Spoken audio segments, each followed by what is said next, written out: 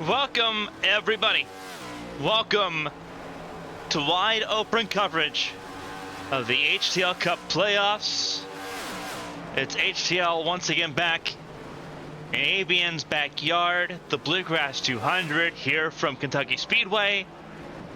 The middle of the round of 8 continues on. A week removed from Bianca Constantinou punching her ticket into the Championship 4. We see if someone else can add their name to that list. I'm Carmen. Sienna. Join me for tonight's race, Kevin Young, as we see cars fly by the camera. Practice underway. Not too much time left in the practice session before qualifying does begin. But again, welcome to ABN wide open coverage of the HTL Cup Series here on ABN 1. It's a very dramatic time, these last 3 races coming up here: Kentucky, Bristol, and then Fontana. In a matter of weeks, a new champion will be crowned. It will not be Matthew Boone, the season 2 champion, or Zach Meredith, the season 3 champion. It'll be someone brand new. For a second consecutive season, it will not be Kalen Height, the regular season champion. But there's still a lot of favorites in the field. You look at the likes of Shad Swatsworth. He was very strong here last season. Josh Susie, one of the favorites to possibly win this race. Same with Brandon Proudfoot. Still a lot of names in the hat to try to win a race here tonight. Practice ongoing as everything begins here. Welcome you coverage here on ABN 1 to get everything kicked off here.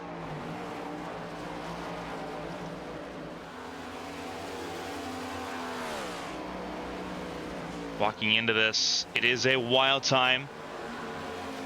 Kevin, the first time I think we've had you here at Kentucky Speedway as part of the broadcast. Obviously, it's a different experience. Oh.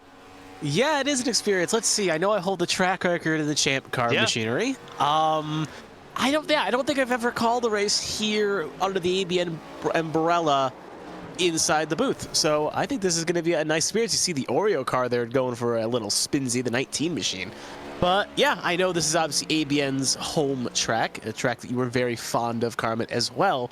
And it's interesting racing to be providing, so this is definitely going to be a good show to see. And with it being in the middle of the round of 8, and with the playoffs, the Final 4 looming soon, only one driver does not have to worry about tonight, and that's Constantinou, who won last week. So she is good to go for the next couple weeks. But everyone else, got to keep that foot to the grindstone and make sure they give themselves a chance to fight for a championship in 2 weeks' time. Yeah, qualifying about to begin here, about 2 minutes time. So let's walk through a little bit as far as what you can expect, who's where going into tonight's event. Constantinou obviously won last week. She's good. She's safe. She's in. Next 2 weeks are a bit of just a coast through for Constantinou. Then you have Brandon Proudfoot, Lilac Zier, Eli Sasek. They are currently above that 4-car cut line, with Shad Swatsworth, Josh Susie, Josh Arnold all underneath of it. And the margin is tight.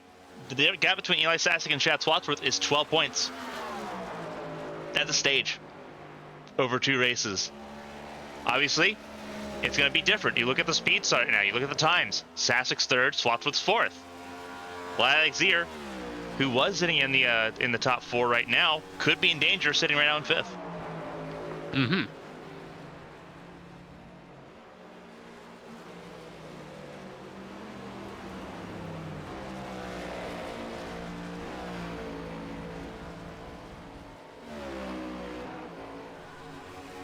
So as we get ready to go into qualifying here, be silent for just a second. I think we've got some sort of miscommunication here as an issue on my end, so we're going to try to resolve it before qualifying begins. Give it just one moment.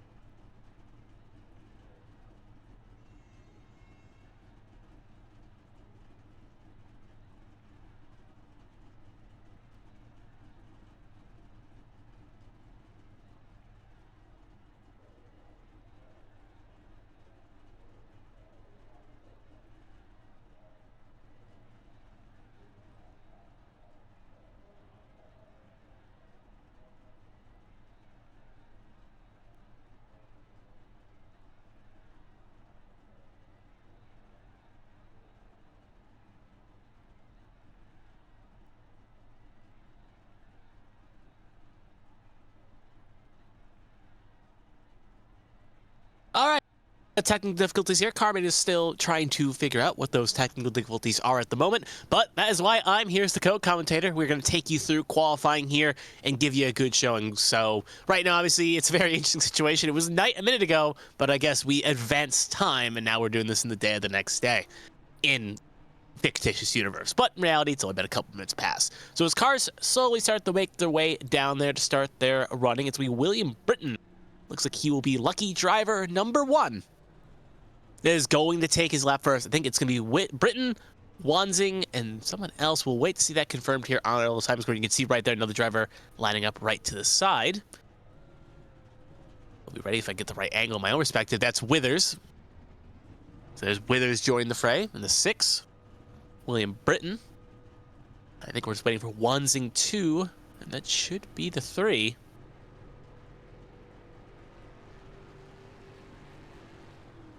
So yeah, qualifying about to start shortly here. A little bit of a slight thing.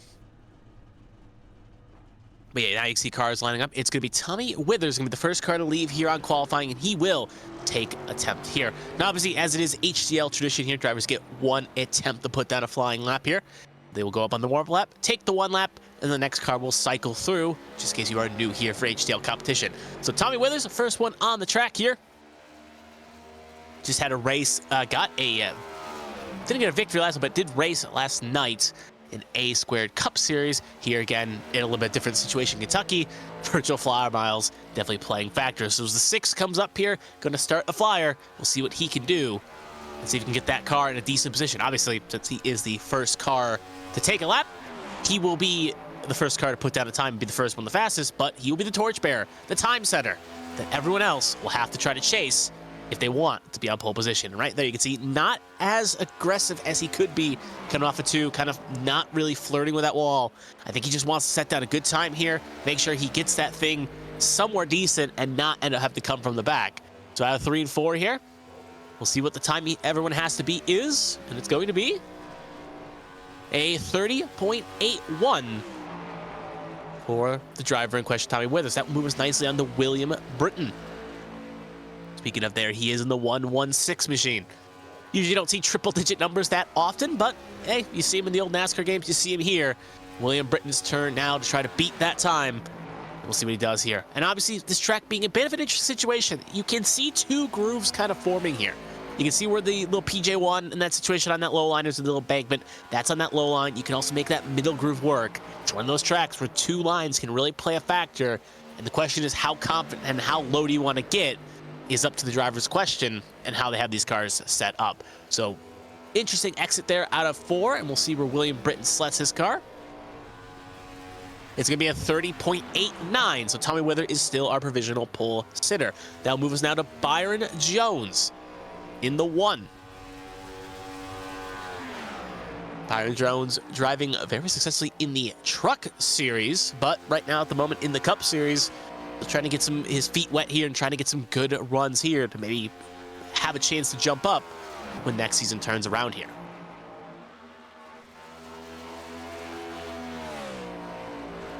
So as the push machine comes off 3 and 4 here, gonna have to beat car got a little loose there. That's gonna shave some time off, so I don't like this is gonna be a pole run. You can see him kind of check it up a bit, but it was still pretty fast. So even though that thing got a little loose off of 4, that's still the provisional pole at the moment, a 30.76, but I betcha Jones is going to be kicking himself just a bit that he left a little time on the board. Now to Mark Parkhurst in the number 90. If my memory serves me correct, obviously it's been a little bit of time here, I believe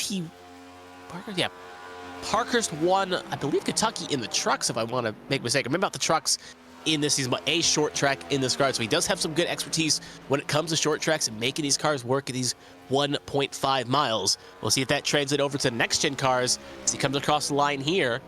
It's going to be a pole run. You can just see how that little slip cost Jones. As you see the wide gap between Parkhurst and Jones there, and now Parkhurst is provisional pole man. That'll move us up nicely to Alfred Denny. Yep, Alfred Denny. Want to confirm my list here. It is Alfred Denny in the 21. Rocking with the, I believe it's the Mr. That's I was about to say something else. That is the coffee machine. Sorry, my mistake. I saw the side there with the blue dog. Pretty cute dog there. Great car there. We'll see what the 21 can do on this run.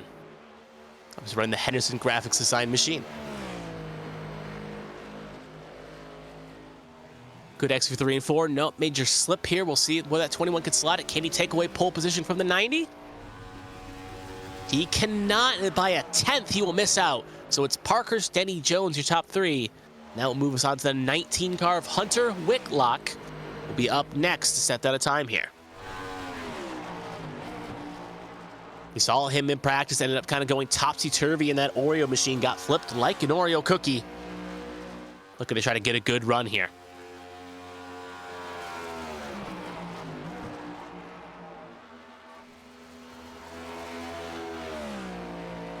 About 29 cars here tonight in this field, if my math is correct. Obviously, could be missing 1 or 2 cars. And with this being car number 6, we still got a long way to go in qualifying. We'll see what the 19 can do here, and that will be pole position. So the bar has been set a bit higher, and now that bar they have to jump over is Hunter Whitlock's name with a 30.60 for his times. That will now lead us to the 91 of Caleb Eichler. Speaking of Caleb Eichler, there he is right now in the Accelerator Toyota. Again, trying to beat the time that Whitlock set here. It's a pretty strong time right now, but as we see qualifying goes on, and as this order has been set by finishing results from last week and other things around that too, it is going to show that the faster drivers usually kind of go farther in qualifying. So as we see the session goes on, we're just going to see cars catch that and jump over that bar more and more and more. And as a car crosses the line here, the 91 of Eichler, it's not going to be that good. A 30.86, going to be slotted in P6 at the moment. Second to last right now in qualifying. Now we'll cut to the next car in qualifying right now, and that's going to be the 22. The 22 of Gary Donaldson. And you can see right there, running a very low 1 and 2 there. Interesting approach at the very least. We see trying to drivers hug that middle line. Looks like Gary really wants to get low to that yellow line and really get as close as he can to it. We'll see if that pays off for the 22 man. As he comes off a 3 and 4 here in the Under Armour machine. Across the line. P4 slots in between Alfred Denny and Byron Jones. They'll move us now to the 44 of Ryan Moutre.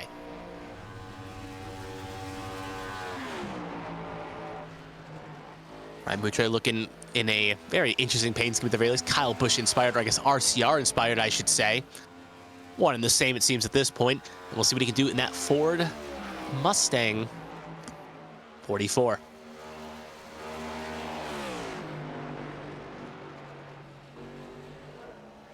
Almost tied the wall there, Moutre did. Not going to be a great lap. Yeah, we'll see where he finishes up here. Oh, yeah, you can see the effect right there. 31.18 for his troubles. Not a good run for that 44. Now he'll be technically last of the cars that are currently qualified. Moving on next, we're moving to the 28 machine of Matthew Boone. Former series champion. Yep, series champion season 2. Remember that from the pre-race. Obviously no longer in contention for the championship this season, as Carmen alluded to in the pre-race. We were looking to see a new champion this season, but obviously Matthew Boone looking at the very least maybe to get a win here to kind of salvage what this season was, or salvage it this season. Oh, and look at that, getting very flirting danger with that wall, trying to live on that edge, balance it on a nice edge, then across the line. And that's going to be pole position. Just shows you what you have to do sometimes. You have to be on that nice edge in qualifying, really put it to the limit, but not fall over. And that's why Matthew Boone right now is top of the board. Moving on to Zachary Apperson in the 4. See what he can do. This is his first time racing at Kentucky. Was not present when the series came here last season. At least on the bright side is with, it seems like HTL will definitely be coming to this track more often in the future for the series, so we'll have a good opportunity to practice here tonight. And as he crosses line in that Ghost machine, it's going to be P2, so kind of not showing any real rust. You could obviously say this is not his first time here. You could probably argue that, and he'll go P2 with a 30.57. Next up, Zachary Meredith in the 17. Defending series champion, obviously missing out on the playoffs in season 4. Not the season that he wanted it to be. Suffering from that championship hangover that a lot of drivers seem to struggle with in almost every facet of racing series. It's very hard to go back-to-back, and obviously Zachary kicked himself again, flirting with danger there, shaved off a little time though. We'll see if that affects his lap here, really getting close to that wall, and you can just see it. P2, just a 10th off Matthew Boone, and maybe just kind of having to make that last second twitch away from the wall may have cost him some time there. Now up to Joshua Sosi. Joshua Sosi won the Rockingham race this season. Three-time race winner, won the season opener at Daytona as well. Correct. Trying to go join the four-time winner list. Also the first playoff driver to set a qualifying run here out of the 8. So definitely trying to make himself known here and put himself a good qualifying spot to try to get that win, or maybe get some good points here. Put himself in a good position to get points as he crosses the line. It's Paul. P1. Yep. Shows you why he was in the championship 8. Now moving on to Joshua Gaiman. Someone that's surprising that was not in the playoffs at all. Now looking to play spoiler. Very interesting to know if obviously if you have watched Double Duty here, basically same paint scheme he ran and same everything that he ran last night in the A² Cup Series, other than a few little minor changes here and there. So good that they kind of use the same car here in the next gen, similar bodies, similar everything. So good to see him kind of bring that car here to Kentucky as well. But as he comes across the line here in the number 96, it's going to be P6 for Gaiman, right between Whitlock and Parkhurst. Moving down the order, we got the 55 up next of Josh Arnold. Josh Arnold, the second of the 8 chase drivers currently at the moment. Still, words are tough here, but what I was trying to say is second of 8 drivers yet have qualified there in the chase, 6 the remaining that have not gone yet that are currently in the chase. We'll see if he can try to get there and get closer to Joshua Sosi and make it so he can try to chase him out, because right now when he's on the outside looking in, he needs a good run here tonight or a win, try to keep him in a good position next week when the cutoff race is. As across the line he goes, P5 for the 55, right between Apperson and Whitlock. Now up to Blake Henderson. Someone who missed out on the playoffs for the first time in his career this season. But he's had a pretty good start to 2024, all things considered. Podium at the All-Star race at 5 Flags. Good results sprinkled in throughout the month of January. And maybe unlike the person that's on the car, he won't be able to finish the story with a championship, but looking for a consolation prize at the very least. Across the line in the 25, and it's going to be P4, so right between Meredith and Apperson. Now moving on to Elias Flores, in the number 99. Flores, someone we're seeing a lot more of in the Champ Car competition on Wednesdays as well. And getting his legs into these intermediates. Driving the number 99 for Ascent Racing. Yeah. You notice Ascent, a lot of them have energy drinks on their cars this week. Eichler with the A-Shock accelerator. Zachary Rehab Apperson monster. with, Apperson with Ghost. Yeah. Along with that. That will be for Flores. The 99 will be in P6. So that will move us now, leaving pit lane at the moment. It is the 61 currently leaving the exit. That is DJ Trout. Obviously, DJ Trout, strong at the road courses at the very least. Saw him win at Daytona Road Course in the trucks in HTL Hammer Down Truck Series. Looking to try to get some good experience on the intermediates here and see what he can do, as he is now coming around to start his flying lap here.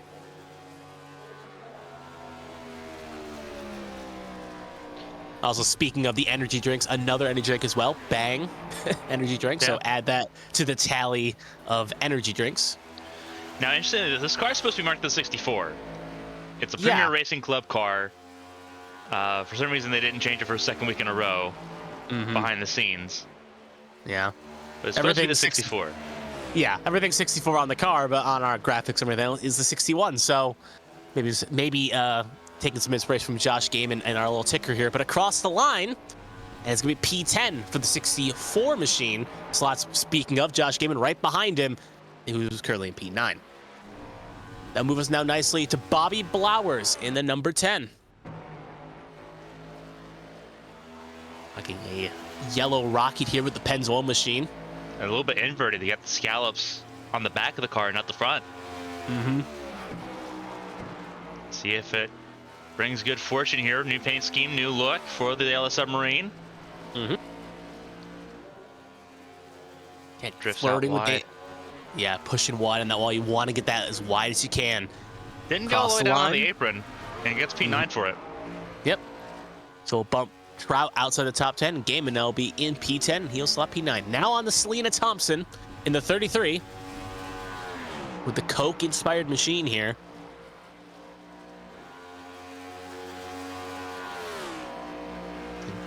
Usually don't see a Selena Thompson running usually. Well, I haven't really seen her run usually Coke-inspired machines. Usually see her in other sponsors, but interesting to see her at the very least running this red and white say monstrosity, but not a big fan of the Coke products. But anyway, as the 33 comes across here to cross the line, we'll see where Selena Thompson can put said 33. And it's going to be P15 in that red and white machine. Now moving on to Pacey Wygant in the 24. Wygant lighting it up on fire in the Truck Series. Looking to try to keep that momentum going here in the Cup Series here. And also someone that did double duty as well. Did last night in the A² Cup Series. Was at the High Banks Daytona in the duels. And now here in Kentucky trying to get that 24 into a decent spot. Wygant was top of the practice times. See if he can also get top of qualifying times. Track trendings doesn't seem to be faring well for the 24. Across the line, though. P1? Oh, P2. Oh. Very close. Yeah, thought it flashed P1 for a second, but showing there's still some speed in this track. But it is now at the moment on the front row. Now moving on to the 3 at Cali Height. Running pretty much a similar scheme that she has ran in the truck most of the season. Obviously now on the Cup car in question. We'll see what she can do here. Obviously 1 or 2 heights in the field. Looking right now at the moment pretty okay here. Again, running that middle groove here. We'll see how wide she can push it out. Not as wide as you probably want to go, but we'll see what it factors into across the line. P7, right between Apperson and Flores. Eli Sasek up next, the Ascent Racing team leader. Fourth car for that team to run behind Blowers, Eichler, and Flores. Another playoff driver in question as well. Currently in the line right now. Yep. Above the cut line by 12, but obviously a win by one of the drivers on the below that situation, like a Swatsworth, Sosi, Arnold, Hagen, could easily put Sask in a bad spot going into next week. So definitely wants to get up to the front and make sure he makes his job easier with a win, or at the very least, a good easier chance going into next week's track. Across the line, and it's going to be only P18. That's not good. That's no. Swatch up next. We'll see if it's the track or if it was a driver issue. You talk about how difficult it's going to be. After this week, it's Bristol. Bristol, the elimination race.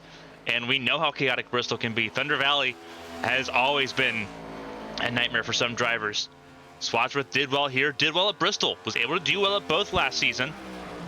Obviously, Kentucky was not a playoff race last season. It is now. So it's going to be interesting having both together back-to-back. But Swadsworth coming across the line. There you go. And E5. So I think it was we kind of can't rule it out 100%, but I feel like it was a driver error for Eli Sasek as Swadsworth slots it in row 3 at the moment for his troubles. That's going to move now, pivot to Lilac Zier, the 50 machine. Only a handful of cars left here. Another Bang Energy machine here, so add another energy drink to the list here. Looking to see who's left as Zier puts down a lap here. Only a few cars. We got Proudfoot, Sharp, and Height left on the little ticker here. So few left here. And Zier gonna have to try to make the wait worth it, I should suppose, as she comes across the line in that 50. And it's going to be P7, so a lot of drivers kind of huddling around that just outside top 10 range.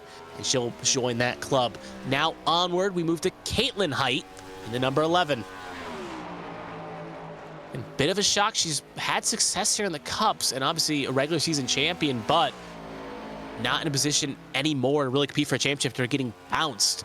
So just trying to get this rest of the season quite good here. See what she can get out of it. So coming through 3 and 4 here again, getting close to the bottle. How wide will she push out here?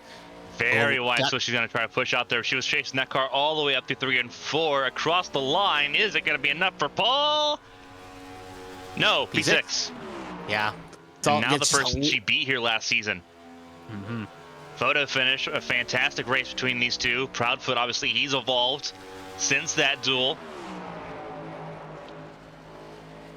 Let's see what he can do. He's still in the playoffs. Yes. Currently highest of the drivers without a win, 33 above the line. Obviously, again, if he can repeat what he did last time at Kentucky, could easily put himself in a good spot and clinch his ticket to the Final Four. But coming out of 3 and 4 again, relatively smooth there. No real wiggle, no real strife. We'll see what that Super Bros machine can do. P9. Yeah, track fell away big time going into that. And that is that for qualifying. So that was the last driver. So Joshua Sosi has the pole position with Pacey Wide going to flank him on the front row. Sosi, again, driver currently in the chase in the top 8. That's what the doctor ordered after last week. And we'll see if he can capitalize that when the race comes.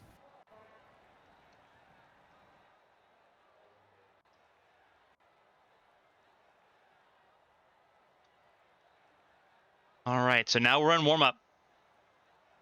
Track going green here for about 5 minutes. Drivers have a chance now to go back into the track.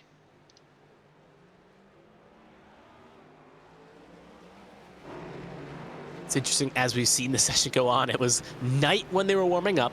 It was broad daylight when they qualified.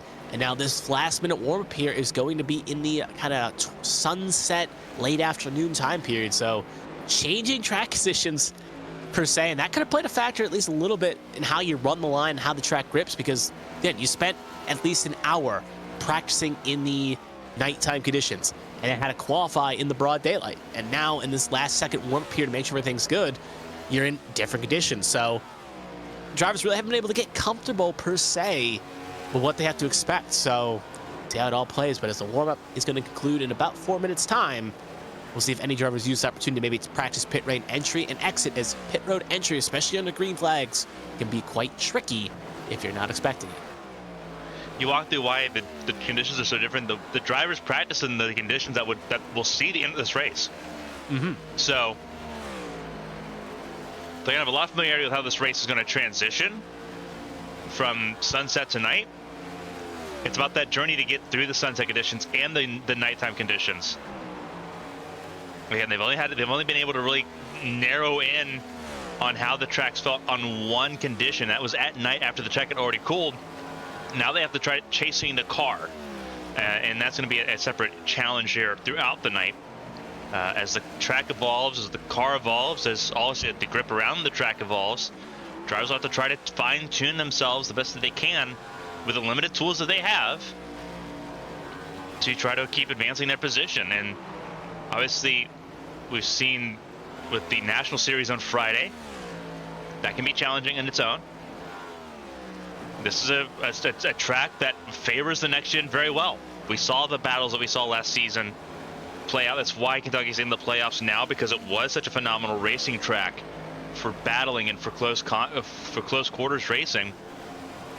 But yeah, it's amazing to see what drivers have learned, not only from last season, but from this season as this car's evolved still in the 2024. This is a facelifted package for the Toyota and the Ford. Obviously, we're going into, I believe, the 3rd year with this car. Yeah. So drivers have learned quite a bit, and where we are now compared to where we were in the middle of season 3, you know, that's almost a year ago at this point. A lot's changed. The competitors near the front of the field have changed a little bit. There's more competitors near the front of the field. It's a little more crowded at the top. Mm-hmm. It's exciting to watch the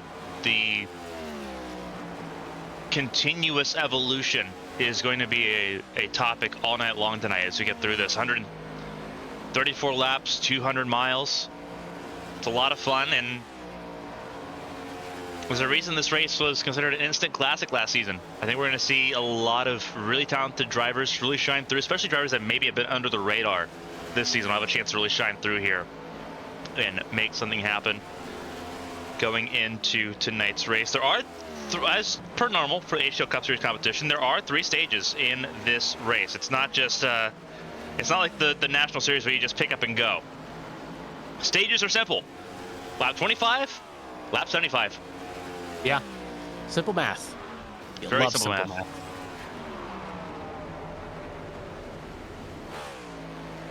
And everyone getting everything dialed in here. Last minute of the session as we get ready to go here.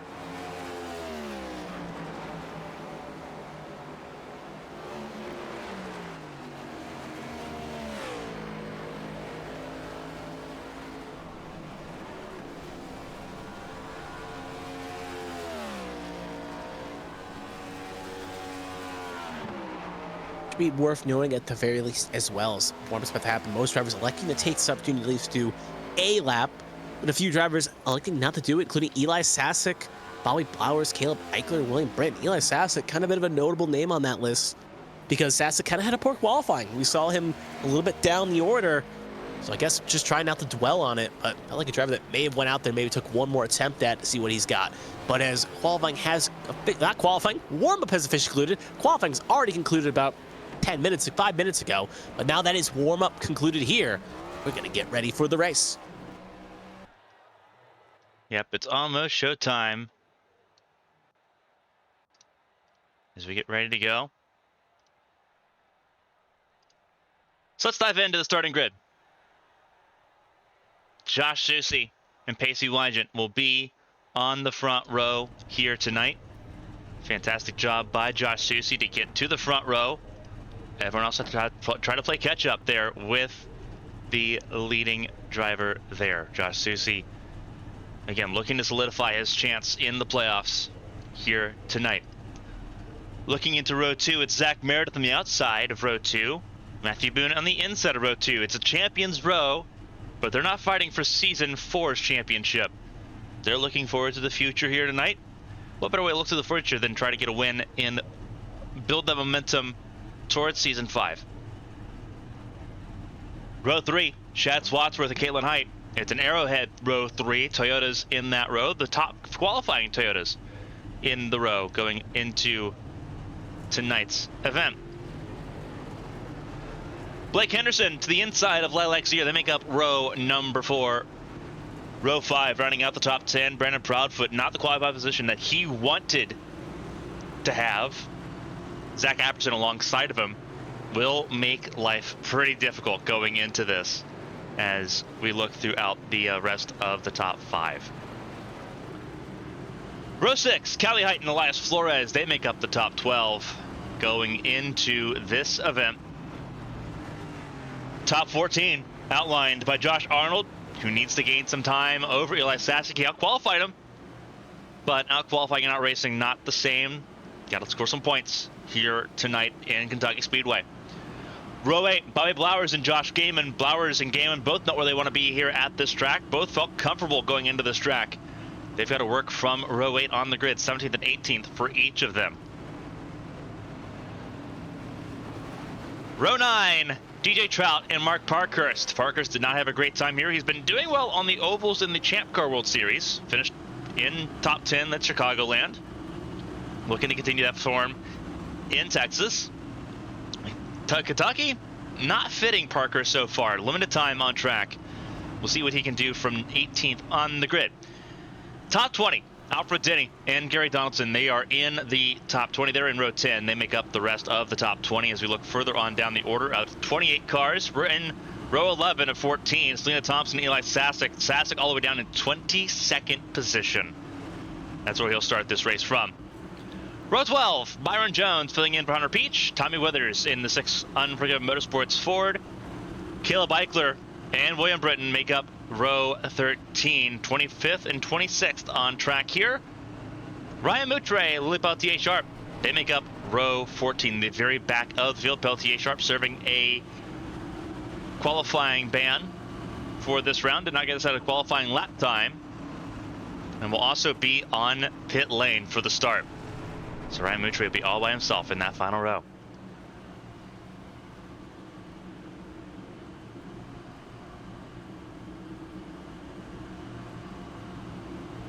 Again, it is HTL's return to ABN's backyard.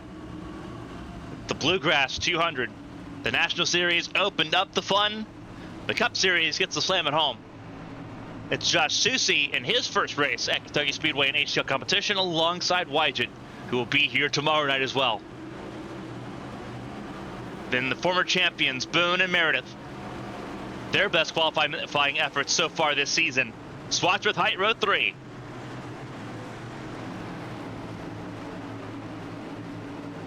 It's time for a showdown. It's time for a fight. 134 laps set ahead of 28 drivers as the pace car is off. They roll through. Green flag is in the air, and the Bluegrass 200 is underway. We're racing at Kentucky.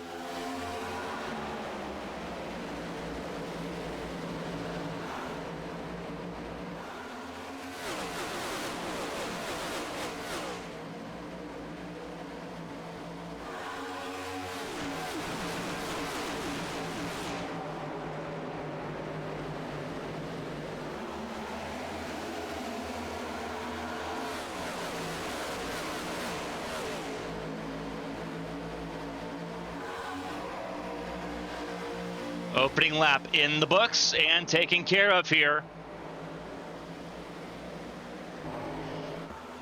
Wygent takes the early lead. Everyone jockeying for positions. This track is a very difficult track. It is not symmetrical like what we see at the likes of Kansas and Las Vegas. Turns 3 and 4, a lot wider, a lot flatter. Only 11 degrees of banking there in turn number 3 and 4. Compared to 14 degrees of banking in turns 1 and 2.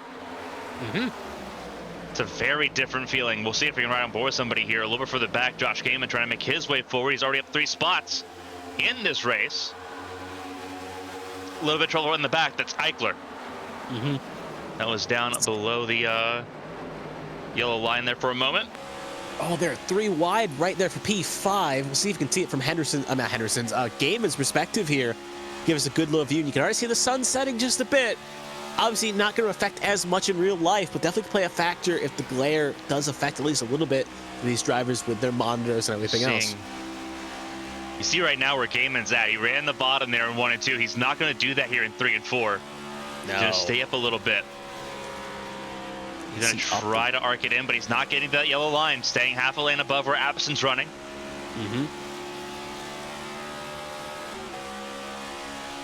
And right now he's safe. If we look backwards, Flores isn't touching him.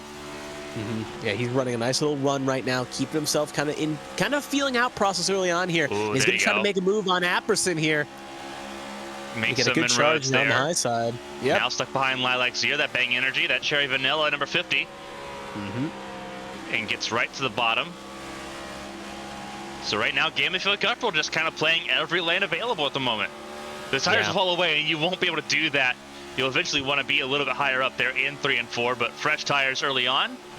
Gaiman able to make advantage of that as things currently sit. At the same point, that's something kind of taking the notice. You see a car blinking. I think that is Lilac Zier, who's not actually. It would have been Zier that's blinking at least a little bit. Looks like, though, it is settled out at the very least, though, and has made itself clear. But kind of go back to what you were saying there, Carmen, for a second there. Like you were saying, tires really are kind of a factor, and obviously, maybe in the back of the mind right now, the driver's thinking, if we get a late caution, maybe with 10, 15 to go, knowing that what the tires can do, you can see trying to carve through the field here, and makes it easy to get those extra lanes. Tires may be a bit valuable here, so definitely we get a late caution. Some drivers definitely will be bolting out pit lane, put 4 fresh tires on. But as we watch Gaiman here, still in position, trying to make inroads here, but really kind of getting blocked off here. Got the 55 on the low side, and obviously the 50 and the 3 to his high side. It looks like 3 wide there. That was tight. Gaiman washed out. Almost 4. Yeah, Gaiman.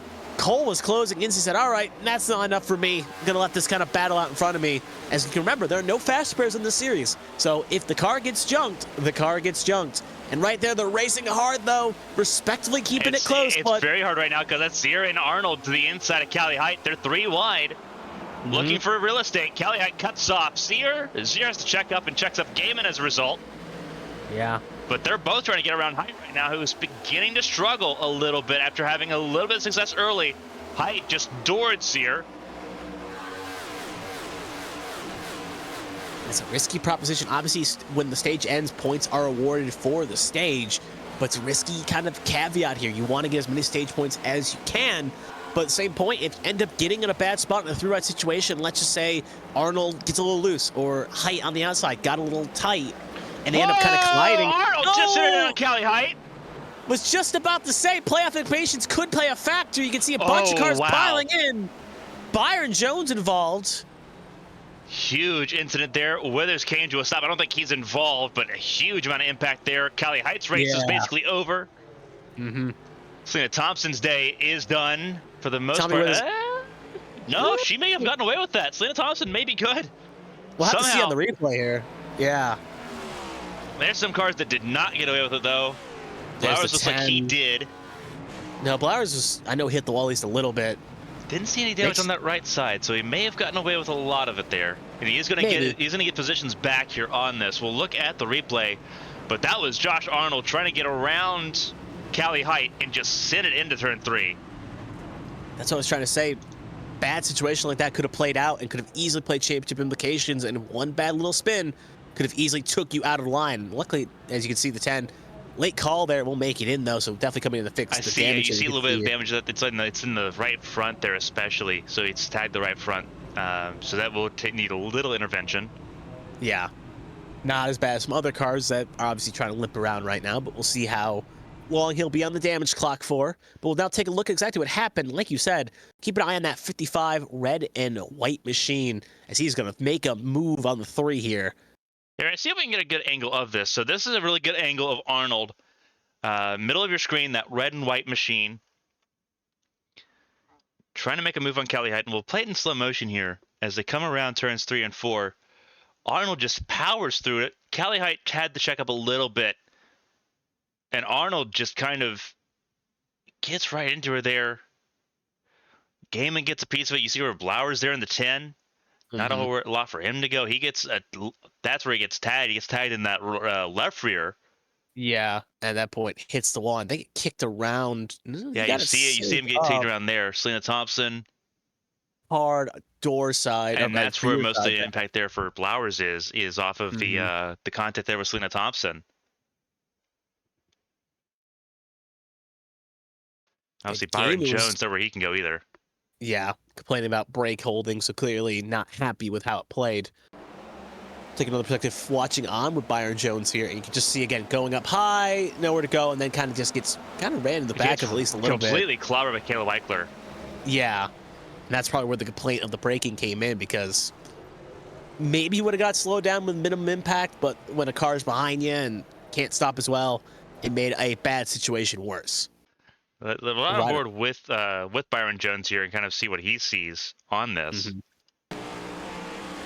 see smoke. He's out of the gas. Yeah, and he just gets clobbered by 2 different cars. Got clobbered by Thompson and got clobbered by Eichler. Yeah, a 2-for-1 special there at the very least. You see Withers, he came to a complete stop. We're going to see it from his perspective. He just pulls it to a dead stop. He was already in the back of the field. That was smart. Sees the smoke early and just pulls it down,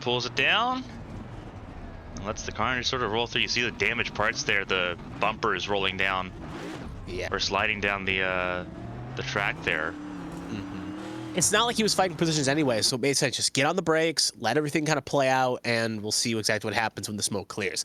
We'll take one more perspective here. Now we're on board here with Callie Height, the car that ended up going around here, and you can just see running line, bit of a checkup, and right there Arnold is, and sideways she goes. At this point, she's just a passenger, just hoping that it doesn't get tore up too bad, but you can see just all of them piling in, and there goes the front bumper clip, and at that point, it's pretty torn. So back to live action here. Just in time for us to get ready to go green. Yep, Meredith, Proudfoot, front 2 here. Neither did pit. Green flag is out, and away we go.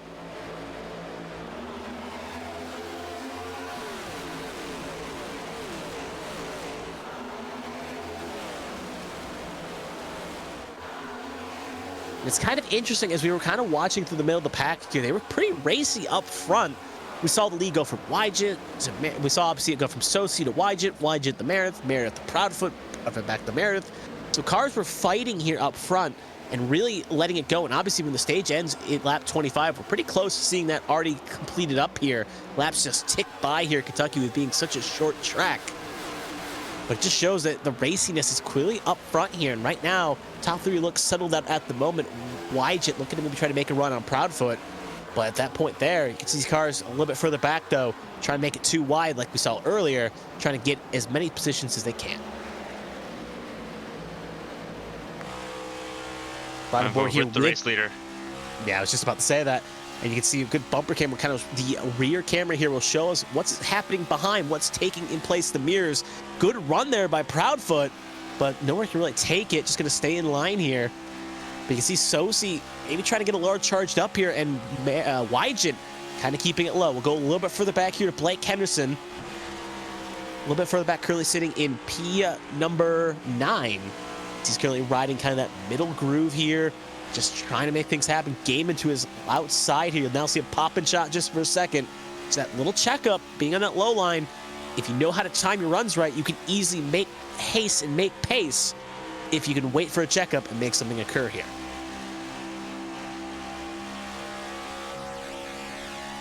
This is right from the rear view camera of Henderson, looking at Gaiman.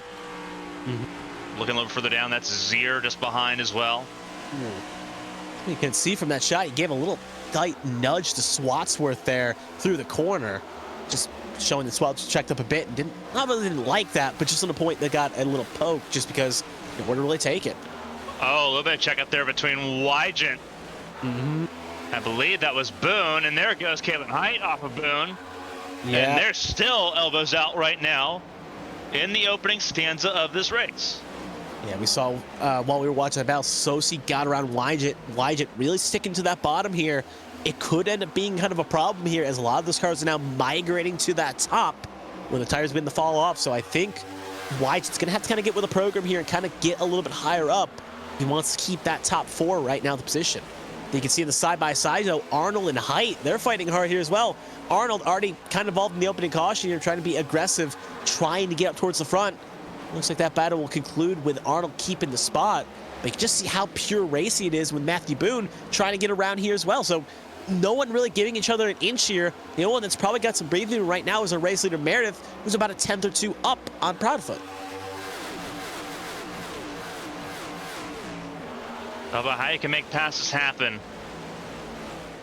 Boone about to be in trouble here because there's both Arnold and Caitlin Height right on it. And Arnold's going to have the expressway forward, running the outside lane. That number 55, representing the Auburn Tigers, got clear there. Oh, trouble, cars in the wall. Yep, that's Sosi. That's Sosi and Meredith. Yeah, that was. And there's even more trouble. Josh Gaiman's involved. Caitlin Height's involved. Oh yeah, she is involved. Oh, and that is significant damage on the 11. Yeah. Last season's winner at this track, facing the wrong way with damage all over the front of that car. It's so bad Gaiman had to jump the pits, so that clearly shows Gaiman's night may be through. That looks like could be a jump the pits too, or at least trying to reverse it back to pit lane. Looking at a few other cars, Lilac Sear, I think, lost her front clip too. Trouble early on, and this starts at the very front of the field in the battle for the race lead. Yeah. A lot of good cars get involved here, but we'll take a look at exactly what happens here. That's a race lead right there, and you can already see something kind of brewing here. So 17 goes high. Sosi tries to split the middle here. Oh, So Meredith looks like he tries to come down here. Susie knows that Proudfoot's to his inside. Teammates there for between 31 and 81. A little bit of netcode in that, but they are hooked up, and they both end up smacking that wall hard.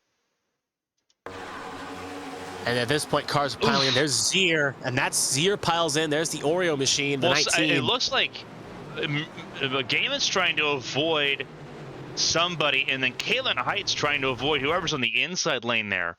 Yeah. Because you see Caitlin Height there, the 11, That's drifting up the Pedersen? track. Oh, is it Boone? I don't know. Almost trying to look like he was trying to avoid running into Boone there ahead of him. Ahead of her, I should say, Boone, in that regard. Ridebor here with the 11 gives me a good perspective of what she was trying to avoid. I'll play in slow motion here because no one off to the left. She's just riding the natural groove up, and yeah, she's still side by side with somebody. I think she's still side by side with Gaiman. Yeah, and just drifted up and didn't give anyone enough space to make any moves there. Yeah, that's kind of a problem there. You can see another car getting spun there as well. That was Susie that got tagged. Very interesting indeed. She had the space, but maybe she didn't know she was clear. Maybe she didn't know. I was heat of the moment, but she could have gone a little bit lower and been okay. But Gaiman, both her and Game were trying to split that middle with two cars on that high side. Because Gaiman, you can see firmly on the high side, has to come down a bit to avoid hitting into Sosi. Yeah. And Height, not clear, not knowledgeable of that, ends up kind of just two cars run on the same real estate. That's a nightmare scenario if you're Arrowhead Racing, your home race for that team. Know where they can go, and Caitlin Heights today is done. Yeah, think about the playoff implication that had as well. Sosi, Zier, both involved in that incident as well. Two playoff drivers involved in that incident, and right now at the moment, we'll see if those cars get out, but we know Zier is still stationary at pit lane. She's going to go one down at the very least. Yeah, this is going to flip the playoff situation upside down, without a doubt. Yeah. Sosi, make sure my numbers are correct here. Sosi and Zier both involved. Obviously, Swatsworth was not. Arnold, the rest were not involved. So, very interesting indeed. But regardless, we'll have a one-lap shootout for the end of the stage here. So, stage is not completed yet. Proudfoot leads the way with Wygant, Arnold, Boone, Henderson, your top five. And right now, Arnold, the cat that ate the canary, inside the top 10. He and Swatsworth and Sasic are the three playoff drivers that are currently in the top 10, along with Proudfoot, I should say, who's currently leading. So, overall, could reap what they sow here and could reap the rewards of what's happened and try to make something happen here. Yeah, this is a big one. Obviously, Proudfoot now in a really good spot, but there's Wygant as well, trying to play spoiler. Josh Arnold now in the best position possible. Yeah. He was sitting 33 points out of the cut line going into this race. It was not a great time at Watkins Glen last week for Josh Arnold. This could make up for it. Confirmed Sosi and Zier both left the pit lane. They will continue on here. But they're both awfully lapped. Yeah. So still plenty of laps left to try to get back on the lead lap and try to salvage something if more cars have some chaos. The concern for them is not only so much the race result, but the stage points. Yeah. Because they're going to miss out on a lot of stage points. Right now, Josh Arnold, if he's able to hold on to this for this one lap shootout in the stage, that's 8 points. Yeah, Proudfoot would get 10. Arnold would get 8. Sasic would right now get 2. He's in 9th. Yeah. Swatsworth would get. Yeah, Swatsworth would get 5. Yeah, he's top 6. He's 6 at the moment. Yeah. This has become a nightmare scenario for Susie and for Zier. Yeah. Who are now very, very vulnerable. Yeah. Zier was just an innocent passenger in her situation. She was just riding, and the cars came down right on top of her. As in for Sosi, it was just racing hard for the lead, even though some would argue maybe it shouldn't be as hard for the opening lap, but the drivers have different opinions on that. But anyway, we're going to go green here this time by for the one-lap shootout. Proudfoot, Wygant, row 1.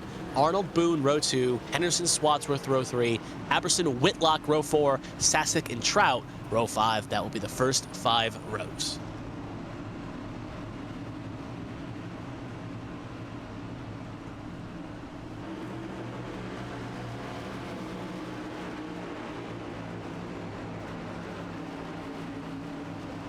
See what Proudfoot can do here. We'll have the control.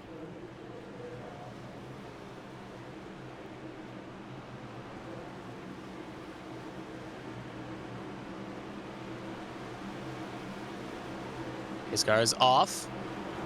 Green flag is out, and away we go. Great restart there by the 31. 24 going to slot nicely in a second, but onward down. It's going to be very racy for third.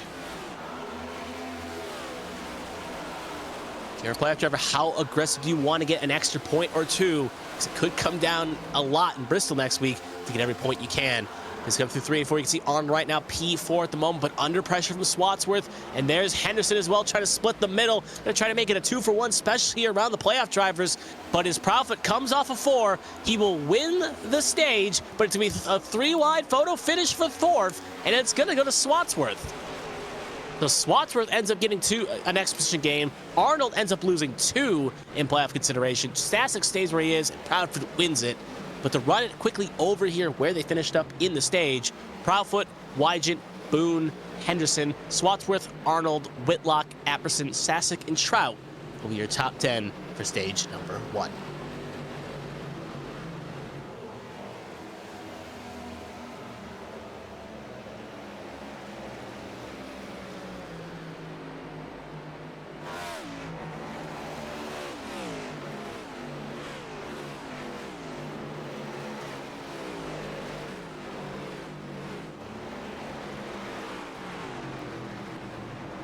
But anyway, field will end up kind of pitting here. Obviously, most of the field has not yet made a pit stop here. So obviously, opening stage, going to make that pit. More importantly, with the stage end, it's going to allow, I believe, Sosi, maybe the one that gets the lucky dog here. It's going to be for Sosi or Height. See here in a second who gets caught up here. I don't think Height is one down. No, she's not. So it's going to be Joshua Sosi who's going to get the all-important lap back here at the end of the stage. Obviously, Zier could take the wave route as she also pitted under the last caution with being so close to the end of the stage, as long as a bunch of cars come in as well. But as you see the field coming on in, most of the cars, we'll see how chaotic pit lane gets, and if anyone maybe takes a chance, they may have pitted before the stage end, stay out and see if they can get something out of it.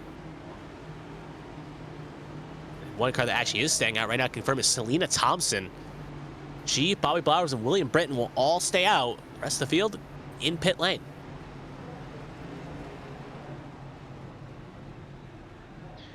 And something very notable, they all pit on that caution before the stage. You can also confirm as we watch the cars here on track that stayed out, Sosi did getting the lucky dog. He is now on the lead lap.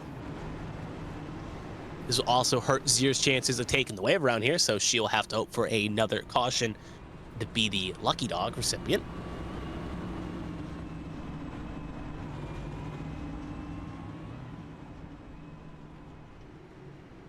All the cars that did come in pit lane have now officially left the pit lane, and you'll see them coming on the screen shortly. Here you can see them right there, just as they enter the screen, stage right, as Proudfoot, Wygant, Henderson, Swatsworth, Arnold will be the first 5 off pit lane. All cars like to take 4 tires. What's interesting to note, though, looking at the drivers in question that did come down for service under the previous caution before the stage breaks ends, Selena Thompson ended up taking a little bit of damage repair, and also because obviously she ended up getting involved in the previous caution, but also took 4 tires.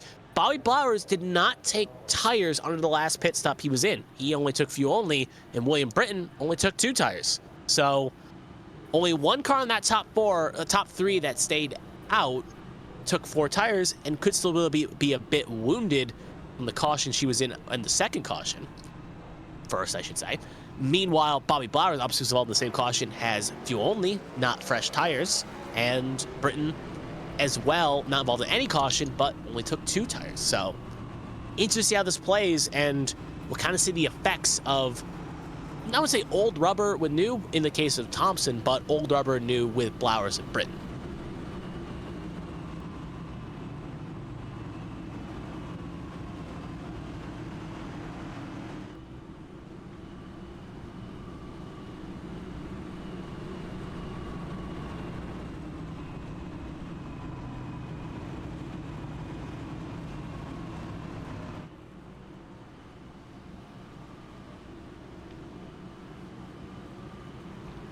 For a very interesting restart now with Thompson, who was involved in the first caution of the night, Blowers as well, involved in the first caution of the night, and William Britton at the front of the field.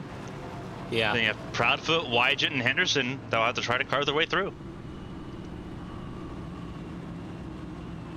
It'll be interesting because obviously, again, certainly there's a chance we'll get a caution, just knowing the law of averages, but it could be a race to just see who gets through this the quickest.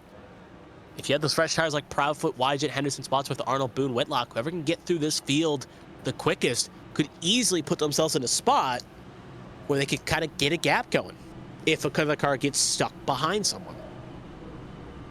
As we're going to get the 1 to go here. A few extra cars came in one more time to fix up some damage.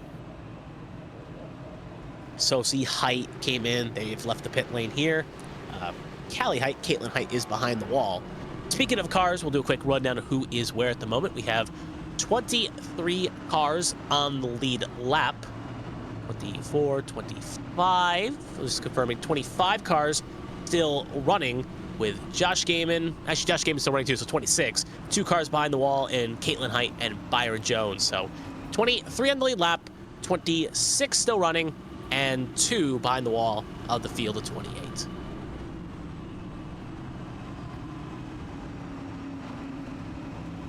Yeah, some big names already out here with Height, with Gaiman. Byron Jones already out. That's not going to bode well for him, trying to build momentum going into tomorrow.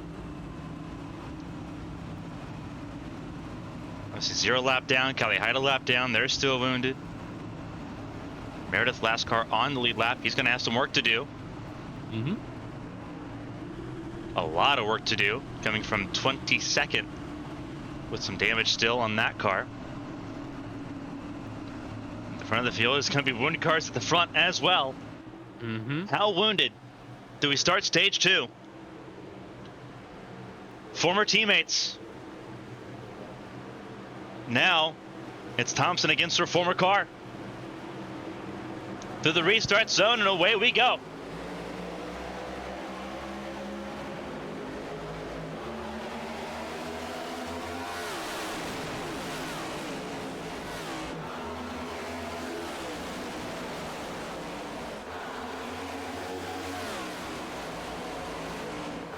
The lead raging on here. Britain wants to lead back there. Bobby Blowers with a slight blink there.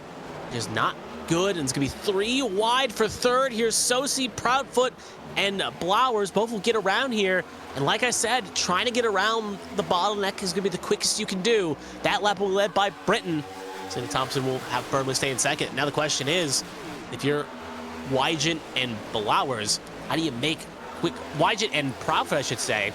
How do you quickly get through this situation here? Because we know, especially if they're side by side for the lead, it's going to be a bit hard. There you can see the 31 going to go low. Wygent's going to fall in behind here. And right now, Proudfoot's on the corner panel of Thompson. Britain will lead another lap. Blower is holding strong, though, in P5 at the moment. Not really under pressure here. Yeah, Thompson, I don't think we could really stand a chance there against some of these top running cars at the moment. Proudfoot and Wygent heel stepping through this group. Yeah, they'll right go to there. the inside of Britain, who just can't defend it. Nope. You just can't when you have cars not just 4 lap different on tires.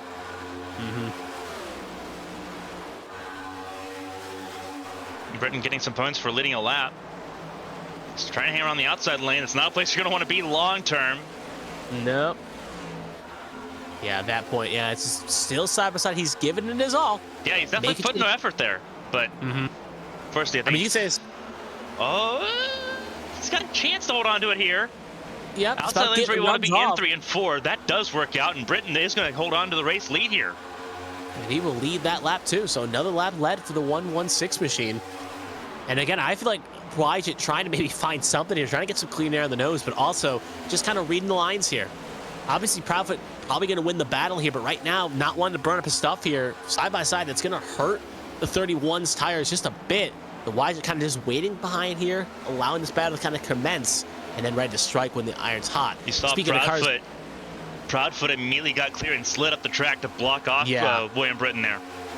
Look, another driver that's kind of gone some momentum here. Matthew Boone, he's joined the fray. A couple laps ago, he was behind Thompson and Blowers. Now he's joined the fray and looking to get around here. Wygent got around successfully as well. So 2 cars around Britain make it 3. That was close. Yeah, I was about to say. Now Swatsworth wants to join the fray as well in that 18 Interstate Batteries machine. Now Matthew Boone challenging for second here.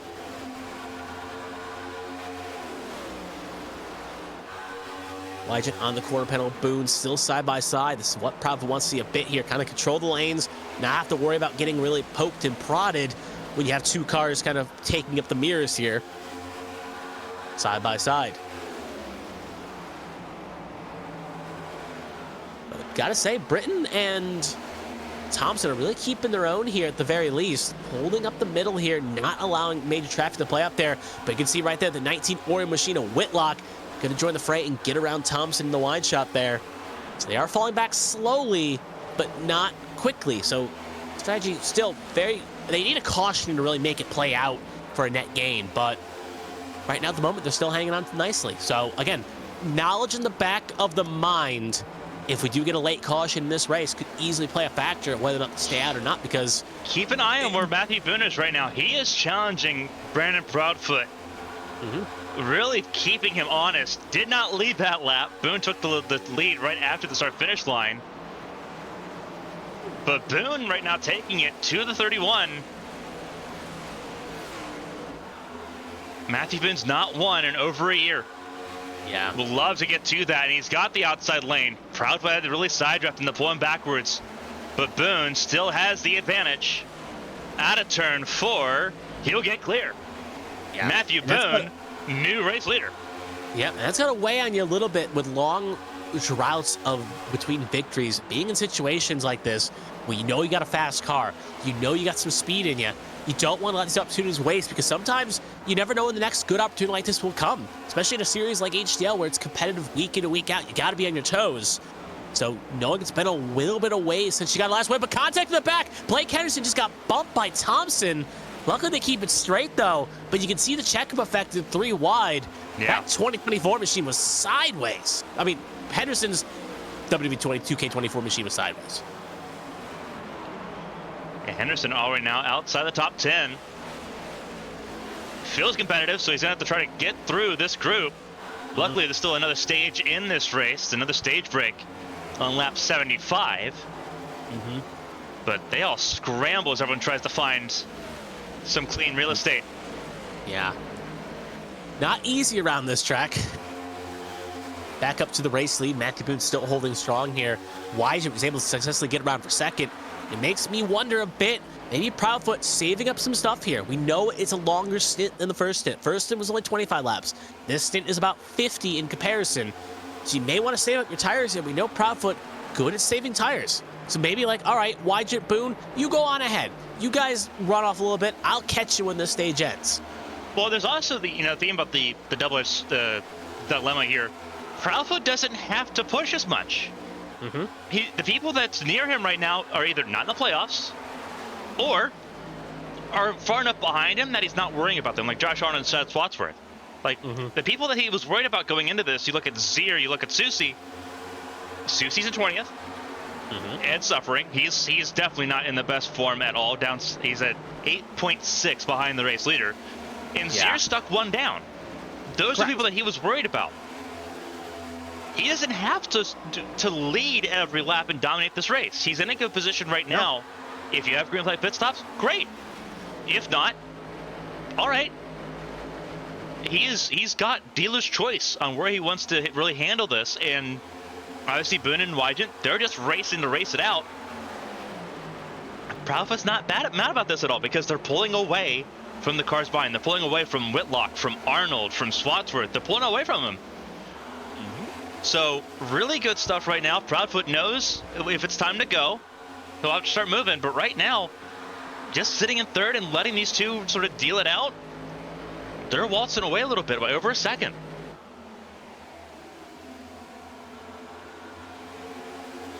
That's honestly not a bad situation to be in. You see Whitlock up to 4th. By the way, Whitlock in 4th. Yeah. That's an unsung result right now. If Whitlock can hold on to this, looking very competitive. Ahead of Arnold, ahead of Swadsworth, ahead of Sasek. There's your top 7. Ahead of William Britton, still in the top 10, sitting in 8th. Blake Henderson's back up to the top 10 in 9th. So he's recovered pretty nicely from that contact. Trying to make a move there on William Britton to gain 1 more spot. And then you have Apperson and Denny right in tow. So some significant work being played out on track here again. This is a longer stage. This was about 50 laps, the stage. Give or take the caution laps. Yeah, depending. Obviously, 75 is when the stage will end, so just maybe a hair under 50. Yep. But it's worth noting as well, when we go 75, it's 133 to finish. And that's about 60-ish, give or take, laps. I'm comparing cautions. So it's a little bit longer than this as well. And we have a caution out. anyway. So point mute. Looks like it may have been around Melissa Pelletier sharp, but no one has spun around. I wonder if Sharp went sideways and tank slapped it. And because of how sideways she got it through the yellow. Let's see here. This is going into turn 3. This would be between Pelletier and Moutre if it is between these two. Yep, I see. Yep, and that's where it is. Yeah. Yeah, that will explain it. That's about as harmless of a caution as you're going to get. Yep. But unfortunately, that is still a caution. Pelletier Sharp, they threw the caution expecting Pelletier Sharp to not save it. Well, and it turns out Pelletier Sharp did save it. Yeah, she's got some talent in that wheel. She proved the iRacing gods wrong. Only thing you hope, though, it's not like a situation like Final Destiny where it was supposed to be a caution and lordy, we're going to get one. But anyway, though, as we see Field coming in for pit stops, actually is still under replay here. But yeah, we'll look back again here because this is a really good save of Pelletier Sharp. I don't want to undermine this at all. Pelletier Sharp had an incredible save off the nose of Ryan Moutre. Moutre just sends it into turn 3. Pelletier Sharp undecided just how much that closing distance is into 3. More focused on Selena Thompson and not running the 33 over. Gets run over herself. Moutre able to keep it off the wall there, but Pelletier Sharp, a really good save there. Just to keep the car not only from spinning, but keeping in the right direction without losing anything else. Obviously, smoking those tires, that's a pit stop for number 13 and just about everybody else. Yeah, whole field came in there. Every driver that is a driver came in. No one stayed out. Proudfoot won the race off pit lane. Proudfoot, Wyatt, Denny, Boone, Arnold. No, most importantly, Denny took 2 tires. Yep. Westfield took 4. Obviously, with the stage now cut in half, basically, with about, when we get back green, a little under 25 to go, give or take a lap. So trying to maybe make that 2-tire strategy work, you don't get a net gain. Speaking of drivers, Lilac Zier gets the lucky dog. She is now officially back on the lead lap. So at the very least, even though that thing is wounded, she's now at least not at a risk of being put 2 down at the very least.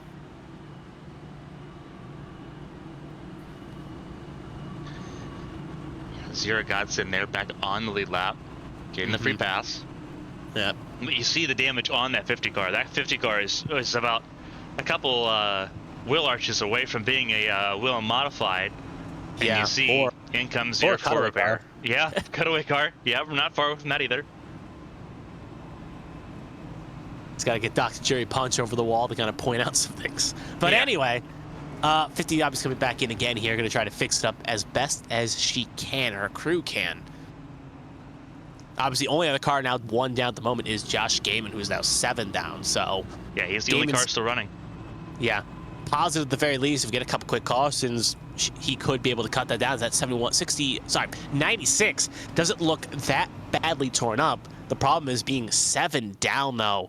If any other car goes 1 down or gets involved in the incident, you go from getting a chance to get back in this thing to not getting back in this thing. So Gaiman's got to hope for some quick caution succession and hope that whatever cars are involved, like, they got to be basically like these wrecks where it's a light caution that maybe shouldn't have been thrown.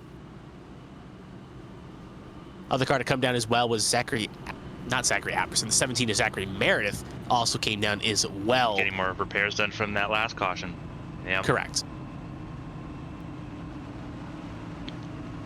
Yeah, Josh Juicy got away with it a little bit.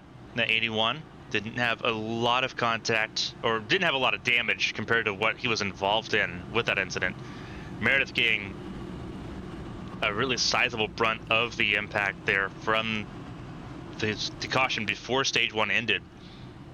Really kind of put a damper on things. Both of them now just trying to salvage what could have been. They were both looking really competitive in this race. Meredith still in pit lane, now leaving pit lane Only 38 seconds there for Meredith. A minute 14 for Zier. So Zier obviously a long ways away. But thankfully, everyone's at a point right now where I don't think Zier is going to be in danger of potentially being lapped at the rest of the stage if things continue as they have been. I think she's been pretty well safe and clear. Yeah, looking at her time, she was drifting a bit, but no real threat that she will go one down before this thing ends. Obviously, well, this stage ends, bearing unless she's obviously involved in an incident. But anyways, the field gets bunched up here again. The lights are on the pace car. We are going to go green. This time by, it's going to be Proudfoot, Wygant, Denny, Boone, Whitlock, Arnold, Swatsworth, Sasek, Henderson, Apperson, your top 10. And keep a note on Alfred Denny on 2 tires. Rest of the top 10 on 4. Well, 2 fresh tires in comparison to the 4. It'd be funny if Alfred Denny was on a bike out there in comparison to cars. But anyway. Give me the unicycle racing series, thank you. Unicycle figure 8? Yeah. Let's go to Irwindale. It's gonna be a lot of fun. It could be carnage, it could be classic. Depending on how the end of stage 2 goes. It's Proudfoot and Wygant at the front of the field. Denny and Boone, row 2. Arnold and Whitlock, row 3. Green flag in the air, and away we go. Great jump there by the 31. Timed it well. Wygant could not really get it going, but will keep firmly in second. Saw it nicely. After that, though, it's just kind of a 2x2 affair, 5th on back. Proudfoot so far clear. That was a wild restart, and Matthew Boone going to try to do the exact same thing. All the way up to the 3rd position already. Alfred Denny, that gamble not paying off. He's already being swarmed up a little bit here. Yeah. Being pressured by Arnold, Henderson, and Swatsworth. And they moved him all the way to the outside lane, which in 1 and 2 is not the place to be. It's where you want to be in 3 and 4, but not quite in 1 and 2. Again, put that in the booklet that if the field takes 4, you're probably going to want to take 4 as well, because 2 is not going to hold out nicely unless there's like 2 laps remaining. Keep an eye. Denny right now trying to make the most of it at the moment as things stand. Arnold got to his outside, will take the 5th position away at the line. I mean, the thing is, Britton, Thompson, and Blowers all kind of made it work under the last, obviously different intervals of tire stints, but they did make it kind of work at the very least, so it could be doable. It's just a risky call at the very least. But as we keep upwards towards the front here, you see Arn right now getting around firmly. Denny still hanging on, though, in P6. And you got Henderson taking up the mirrors here, and Swatsworth right behind, so all the play over there. You can see right there, battle right ahead of this for P3. Whitelock making a move on Boone here. Boone, we thought was going forward, now kind of getting swallowed up just a tiny bit here as that Oreo machine wants to get around the Monster machine. I would say at the very least, though, looking at those 2 spots, I don't know if that combination of Oreos and Monster would be the most delicious thing in the world, but at the very least on the track, it makes a good combination as they're having a good ding-dong battle here. As Arnold, playoff driver, trying to keep this close here, trying to make sure to get some good points for the stage, ends on 75, get himself further up here. Yeah, stage points are very important, especially for Arnold and Swatsworth. Big opportunities to gain for both of them. And both of them right now trying to work around Hunter Whitlock, the 19. Arnold, that Auburn number 55. Trying to put work together up to the 4th position at the moment. Trying to make work happen in that 55 machine. Got a really good run on Matthew Boone. Had to get out of it. Had to really get out of it there. Those runs, you're like, oh, you want to take it so bad, but just know where to take it. And it just gets stacked up. But look at this. This is the battle for second. Look at that gap Proudfoot's opened up on P2 and Wygant. He has got that thing hammered down. Yeah, Proudfoot got it figured out and just let loose. Everyone else thought they had it figured out, but it seems like they're missing a little bit. Either that or Wygant's got something terribly wrong all of a sudden on that 24 car. The thing is, Wygant's got a good short run car. We've seen it. I think just Proudfoot may have played a bit of possum here. I thought Wygant had a really good looking long run car. But I thought maybe who knows where we're at right now? Obviously, the conditions are changing. The lights are on track. The track's getting colder. Maybe that's playing a little bit of a dividend. We talk about the track evolution in the pre-race. But that is wild stuff. Josh Arnold up to the podium places, battling for third. White has begun to break away. And now here comes Arnold, clear for third, out of turn 2. And now it's Boone trying to hold off the masses. There's Swatsworth, top of the 18. Arrowhead Racing, a really bad night, but Swatsworth trying to make it a little bit better, trying to add a silver lining to it. Oh, look at that, Denny and Henderson. Yeah. Teammates are running each other off the road there, and look at Eli Sasek. Speaking of playoff drivers, he's like, I do not want to be left out of this race. Well, only got 2 points in the last stages. Henderson gives another little push to Denny, and that's going to allow Sasek to sneak on boost through. So those two kind of scrap, and Henderson ends up, like, was P5 a couple laps ago, is now falling down to 7th in his battle with Denny. Speaking of, though, back to the playoff drivers just for a second, though, Swatsworth obviously doesn't want to let his main competition of Arnold go too far away, and Sasek, same thing. As Sasek got the lowest point scored in the stage out of the drivers that were still running at the point in the playoffs, as he got only 2 points in comparison to Swatsworth's 5, Arnold's like 4, and Proudfoot's 10. So really needing to capitalize in the second stage here, try to get some more points. Right now, doing that. So, ooh. Henderson really squeezed Sasek down, and will try to go 2 for 1. He's got his teammate Josh Apperson behind him, or Zach Apperson behind him, excuse me. It's the nature of the beast. One day you're watching and you're back a little bit, and then you're like, all right, charge back up, let's go again. This is what made Kentucky so good last season. The different lanes you can run, the different ways you can generate momentum around this track. Now it's Henderson and Swatsworth side by side, and Henderson's got the advantage. Make that Henderson back to the top 5. Yeah, Henderson fell back a bit, was like, all right, I'm done with Alfred Denny. Now I'm gonna take my spots back. Thank you. But again, it's like a ping pong match, or it's a table, not table tennis. Tennis is the word I was looking for, where it's back and forth, back and forth. Sometimes you have the advantage, other times the other person has the advantage. And you can even see that right there. Ooh, you can see Sasek trying to make a move on Swatsworth.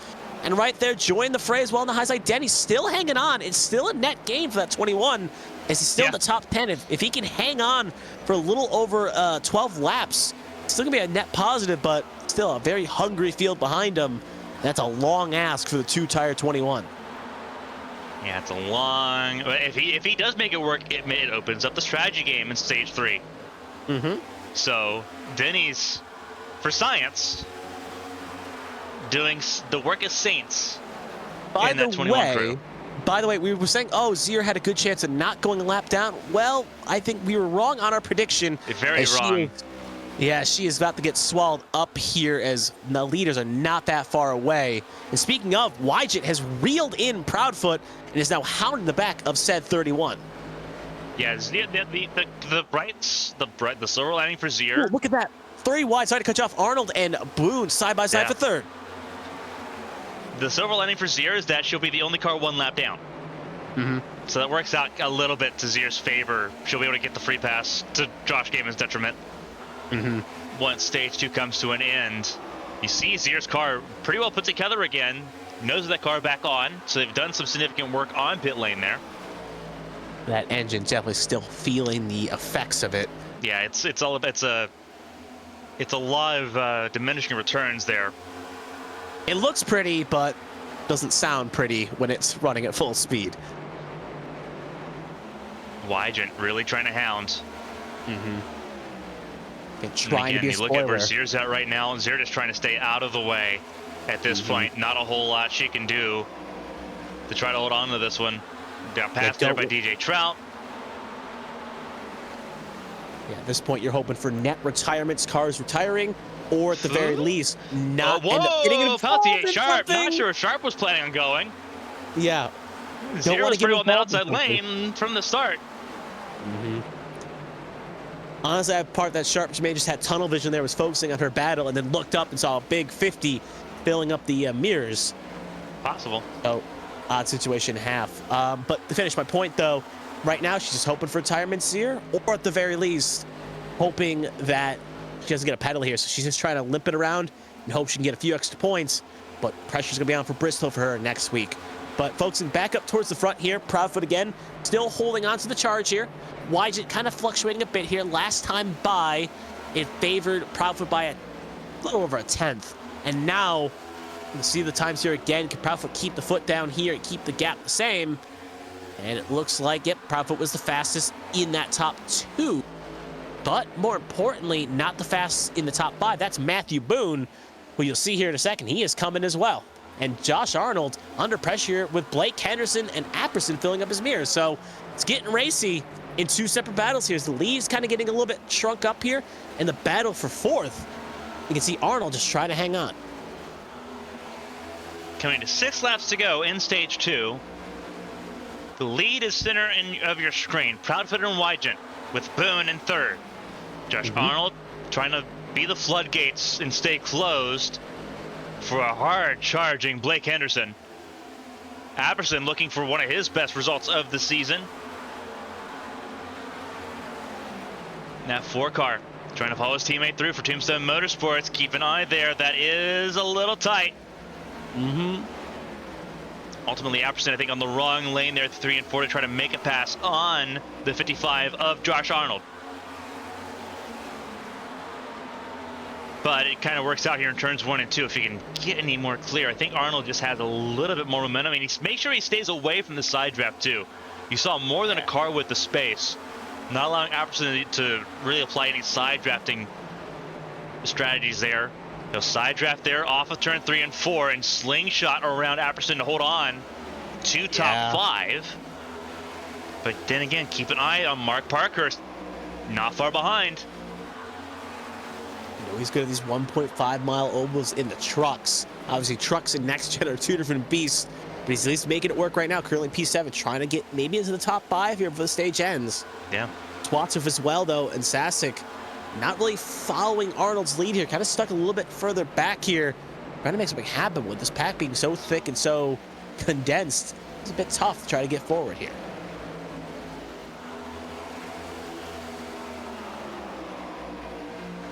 Parkhurst and Swatsworth side by side. And you can see Apperson maybe trying to get a run there on Arnold.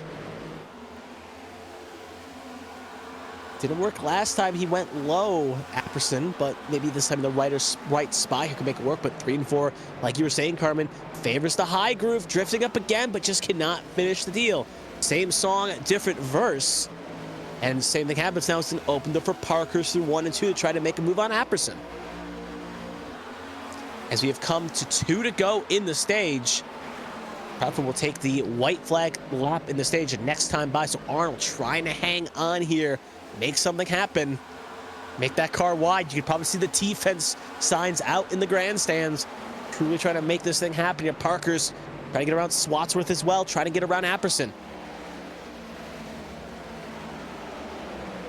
Really tight battle here. 1 to go in the stage. A lot of stage points to be determined. Proudfoot's gotten clear of Wygent by over a second. Wygent's clear of Boone. 4th on down, still pretty much anyone's game. Henderson's got an advantage here, but it's all about Arnold and Apperson further behind. As Proudfoot comes off the screen. Hornet's nest of cars. Yeah, it's going to be hard to count the scoring here as Proudfoot crosses the line. It's all about when 10th place crosses the line. And there it goes. Caution's out. Swatsworth got 4 stage points out of that. Susie got 2. Sasek got 1. That's painful. Josh Susie climbed to the back of the field to get points in that one. Really good run by Susie.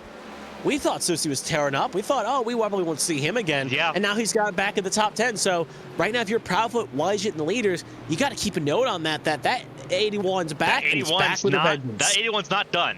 That is fun. Yeah. Maybe not race winning contention, but if you're someone, you know, like Swatsworth, who was really hoping that Susie would just be down and out for the count, now you've got to keep an eye on him. Going to be interesting to see how this race, and obviously, if we have a green stage 3, that could really kind of play things. What does the long-term health of that 81 car look like? Can that car save tires the way everyone else can? So different questions might be asked of the 81 car going into stage 3. We saw the short run pace, the 81 had it. Still has that juice. Don't know if he's got it here in stage 3, but we'll find out. Obviously, a lot of pit stops expected here to kick off the stage, with it being the longest stage of the night. Yeah, quickly running over how the stage finished up there. It's Proudfoot, Wygant, Boone, Henderson, Arnold, Apperson, Swatsworth, Parkhurst, Sosi, and Sasic. Your top 10 all scored stage points here. And now the question is, we saw last stage cars stay out, but obviously that was with a quick caution, but a longer run. I assume we're going to see pit road being a popping place. Gaiman obviously going to stay out to get a wave around here. Zier is the lucky dog, so she will go around here and get her lap back. Now she's 2 down because she came down to get more service.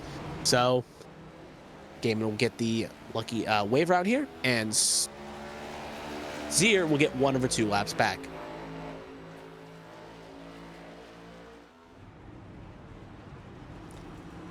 Interesting. Josh Arnold, one of the first one. Oh, he missed his pit box. Yeah, I was gonna say that was not a scheduled stop. He missed his pit box. That's exactly what happened there with Josh Arnold.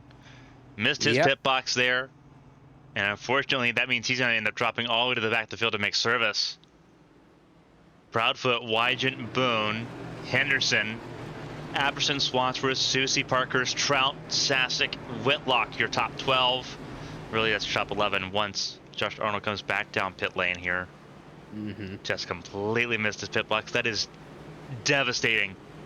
Obviously, you've got time to make amends and try to climb back through, but that as a whole, you don't want to dig yourself into going into the last stage of the race.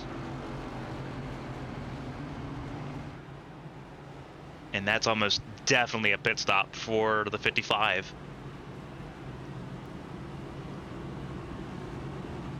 So back down pit lane he goes.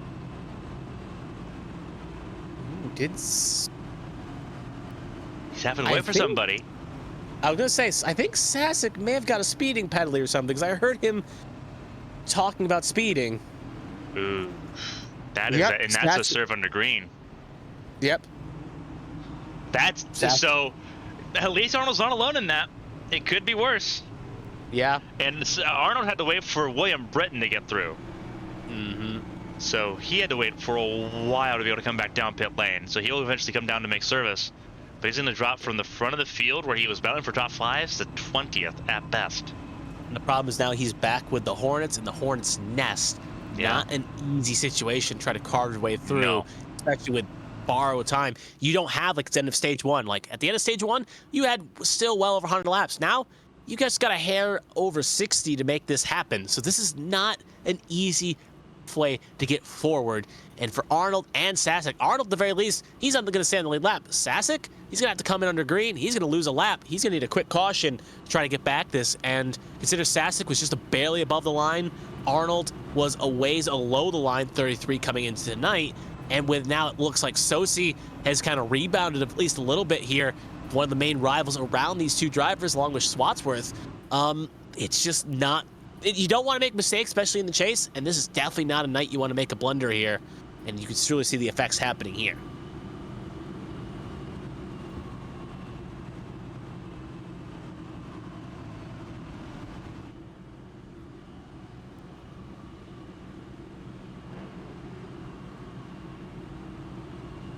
See the field get bunched up here. We're going to get the green to go this time by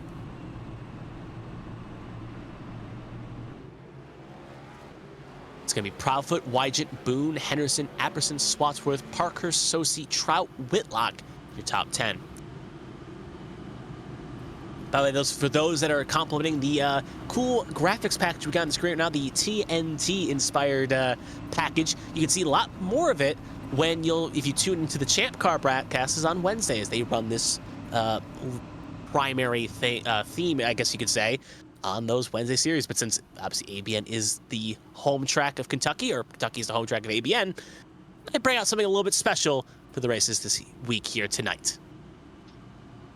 Brandon Proudfoot, Pacey Wygant, top of the board, front of the field. Then is Matthew Boone and Blake Henderson in row 2, Apperson, Swatsworth, row 3, Susie and Parkhurst, row 4. That's your top 8 going through this. Then you have Whitlock and Trout to round out the top 10. 22 cars on the lap. Lilac Zier, off the lead lap pace at the moment as things currently stand. Going into the final stanza of this race, coming to 53 laps to go. This is where all the money is on the line. Pace car is in pit lane. Green flag is out, and away we go. Stage 3 is underway, and another rocket ship start for Brandon Proudfoot to get us started.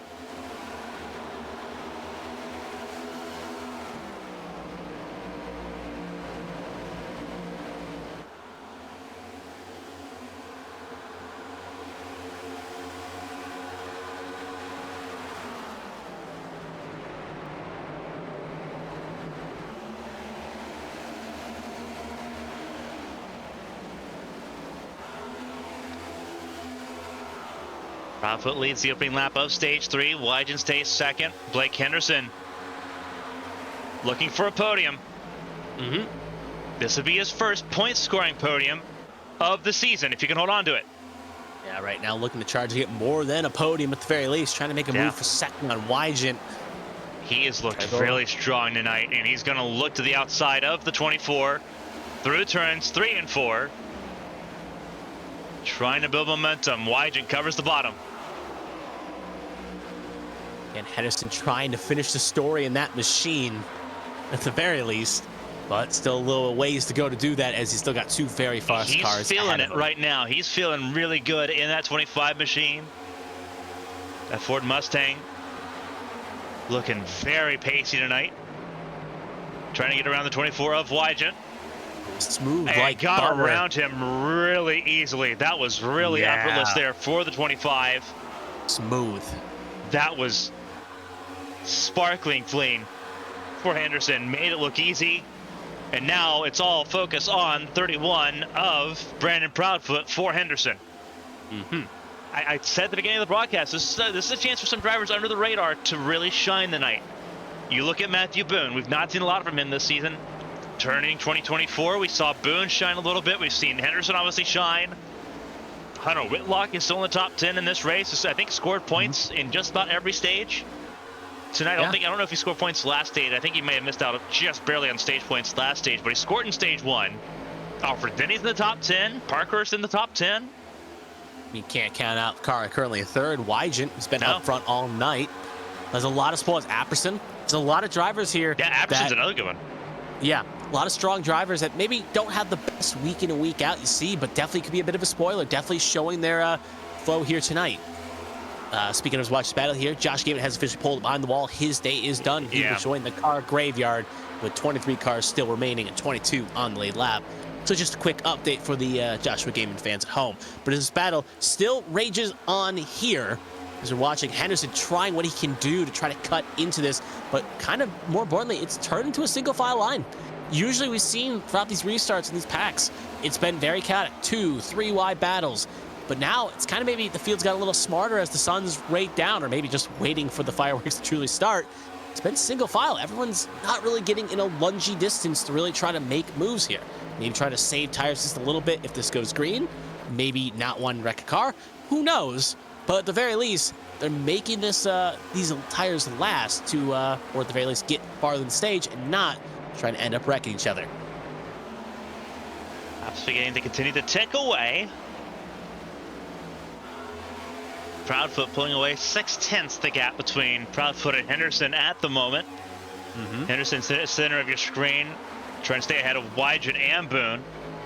Henderson's got the second place as high as he's been. Walks to go ahead. We'll do something we do occasionally on Friday nights at the very least. We'll go through the field. We'll start with Brandon Proudfoot. Started first. That's where he is right now. Excuse me, started ninth, moved up to first. He's been leading most of this race, has led 51 laps. He's not been any lower than where he started this race. Looked at ninth place and did not go back to it. Currently sitting in that race leading position. Blake Henderson in second. This is the highest he's been. Started 7th, has been as low as 12th.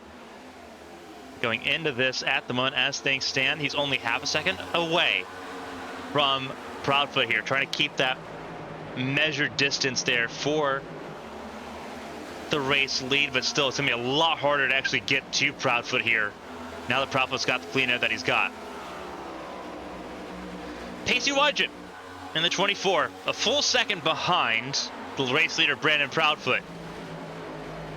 But he's not doing too awful bad right now. Led a few laps, led 6 laps, started in the front row. Has not been any lower than 5th. So he's been consistently near the front of the field all race long. That 24 car looking strong for Coast to Coast Racing as things go. Even though Zach Meredith say has not been great as a driver, his team still has a dog in the fight. Matthew Boone, Season 2 Series champion, 7 laps led. Some really good time up front for the former Series champion. Currently in 4th, has started 3rd, had a really good qualifying position, and has also not dropped out of the top 10 at any point in this race. It's been a really good run for Boone. We've also not seen green flag pit stops, so there's not been a lot of variance here in terms of where drivers can go in this race. Zach Apperson in the top 5. This is the highest he's been. He's really started out here once he's gotten to the top 5. Started this race in 10th. Didn't spend a lot of time out of it, so dropped as low as 13th on the early runs. But since we've been able to get these green flag laps in, he's been pretty well solidly in the top 10 and now in the top 5 going through this. Chad Swatsworth, the next playoff driver in the field. 2.7, or 2.17, I should say, entering turn 3. About 2.1 consistently around the board here for Swatsworth behind the race leader. Currently in 6th, his highest 4th, has not lit a lap in this race, but also has not spent a lot of time out of the top 10. You're going to see a lot of that from some drivers in this field. Not the driver behind him, though, Josh Susie. What a journey he's had. Started this race on pole position. Only led 2 laps. Currently in 7th place. He's had to claw back from 24th to get there. And you see the Hornet's Nest behind him. It is a madhouse behind him. Alfred Denny, part of the madhouse, was as high as 3rd. No laps led. He spent a lot of time outside the top 10, but he's in it now. Can he stay there? That is the magical question with 40 laps to go. Eli Sasek in the top 10, battling here for the 9th spot with Denny. Has not been any higher than 6th, was as low as where he started in 22nd. It's been an up and down day for Sasek, and that up and down fortune continues for Ascent's leading driver. Bobby Blowers, another Ascent car, spent 1 lap in the lead of the race. That was on the restart in stage 1. Started in 15th, was down in 24th after being collected in part of the accident. The opening accident of this race. Back near the top 10, trying to squabble for it. A playoff driver here. Would love to be able to actually challenge for positions at this moment. Actually, he's not a currently playoff driver. He was eliminated in the round of 12. Excuse me.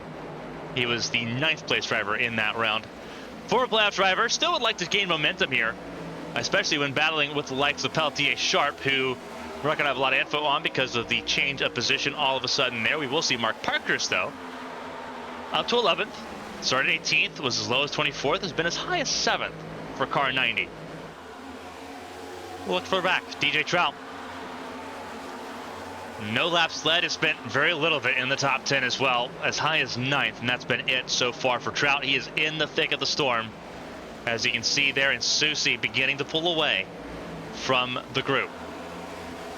A little bit further back, we'll look at Tommy Withers, 15th. This is the highest he's been. It's been a very quiet, very uninspiring day for Withers at a track that he is not super fond of.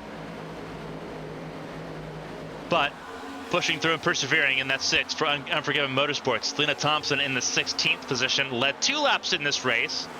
Took over the restart from Blowers at the end of stage 1. Led 2 laps, but has been everywhere. Was as low as 27th, next to last in this field. From the front to the back of the field, and now sitting on the lower end of the mid-pack for the 33 car. Zach Meredith, talking about a driver that's been in the middle of all of it. 15 laps led. What a year it feels like it's been for Meredith since that period of time where he was leading and battling for the race lead. Was as low as 26th. Now sitting at 17th. That car kind of at its limit as far as what he can possibly pull out of that car now. He's ahead of Gary Donaldson, who's had his issues so far today. Has not been any higher than 15th. This is not a track that Donaldson's very fond of. He's looking forward to Bristol next week just to get a change of pace going for that 22 car, which looks fantastic. Just not where he wants that car to be here at the moment. Ryan Moutre, likewise, that 3G number 44 machine. All season long, he's been up and down. It seems like there's been glimmers of hope. This has not been a glimmer of hope for Mootrate. Sitting 19th, was as high as 11th in the early stages of this race. But now that it's sort of situated out a little bit, it's not been very kind to the 44 who started this race on the back row of the grid. Elias Flores, who has had his issues as well, in 20th, as high as 12th. That's where he started. As low as 25th. He's on the lower end of the scale. Josh Arnold, he's not been able to climb. As high as 3rd, could not lead a lap though. And now hoping for a miracle to try to prevent the damage that's about to be dealt if this race continues as it has been going in stage 3. Last car on the lead lap is William Britton in 22nd. Spent 3 laps in the race lead in stage 2. Started 26th. We know him mostly for taking swings at the fence, but it just hasn't panned out for William Britton here tonight. Lilac Zier, we'll talk about where she's at right now. She is 2 laps down at the moment. She's the only car off the lead lap as things run. They've got that car put back together. They got the spare parts put on it, but it's just a mired issue there for Zier going through this, and it's not where Zier wanted to be. Unfortunately, I don't think it's going to be too awful much better of a situation there going forward for car number 50.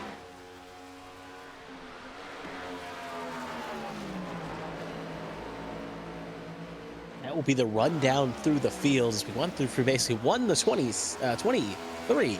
But back up to the race lead, we see Proudfoot where we left him, still leading the way, about a second clear of Blake Henderson, who's currently sitting in second. With green flag pit stops looming soon here, you can easily shake up one way the factor, but I feel like at the moment right now, Henderson, Wygent, Henderson definitely showing some good short run pace. Does that car have good long run speed in it? And Wygent, we kind of was split on him. I think personally had a better short run car. Carmen thinks he had a better long run car. We'll see what he can do, but right now it's hard to topple the might of Proudfoot, who right there just last time by ran a 31.21 in comparison to Henderson's 31.27 and a 31.35 Pacey Wygent. So fastest on the track at the moment, and Proudfoot is flexing his mic. But further back, you can see everyone pretty much single file for the most part here, just trying to get into the rub and trying to get where they need to get here and not cause too much commotion where green flag pit stops open up. Henderson right now in that battle for the second position. He's got to be frustrated now that he's burned up his tires trying to get to the front of the field. So it's going to be paying a little bit of reverse fortune here for Henderson right now. He's doing a really good job of holding on to it. Swatsworth there in 4th. Not a bad effort there for him as well. Apperson still top 5. Susie at the 6th. Good damage limitation there for Josh Susie. Running into the last 30 laps of this race, coming to 28 laps to go. Don't know if we're expecting pit stops here in this stage if it goes green all the way. I imagine we might. With the fuel tanks here. Yeah, I'm going to say I feel like it's longer than the second stint, and we were kind of thinking in the second stage there was a chance we could have maybe saw it, and this is longer than that. So I feel like, especially how fast they're going, no saving, it's either going to be all the finish, or we're going to see pit stops open up here sooner than later. Question is, who will blink first? Because fresh tires definitely play a factor. If pit stops occur, we may see Henderson or Wygent try the undercut to really try to make something happen here. But the risk is you don't want to allow Proudfoot too big of an opening, try to chase you back down. So the pro would be the track. The problem is you'd be sitting there in a risk where you can get him. Speaking of right now, I think the window's open because DJ Trout looks like he's going to be the first one to come on in. That 64 machine. Already in. Yeah, Alfred Denny too. So Denny in, DJ Trout going to follow suit here. So the window is now officially opened. We're going to see pit stops occurring. So here's DJ Trout coming on in. Do not want to speed. It's a tricky pit lane. We saw Eli Sasek speed under yellow. Matthew Boone also in. Mm-hmm. Matthew Boone, one of the first. If I were Henderson, I'd come in this lap. Yeah, Henderson, Wygent, you got to come in now. Yeah, well, you've got to undercut. You've got to undercut Proudfoot here. You've got to. Yeah. You can't stay out longer. And they're not going to. Nope. I don't like that decision. Obviously, for Henderson, it was really difficult because he was on the outside there at 3 and 4. Yeah. You don't want to pull a Quinn Huff and end up pulling that. But then you see Parker, Sasek, Blowers in. Yep.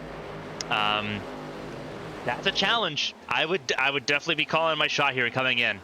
Obviously, you run the risk of going a lap down, and obviously a caution coming out mid-cycle.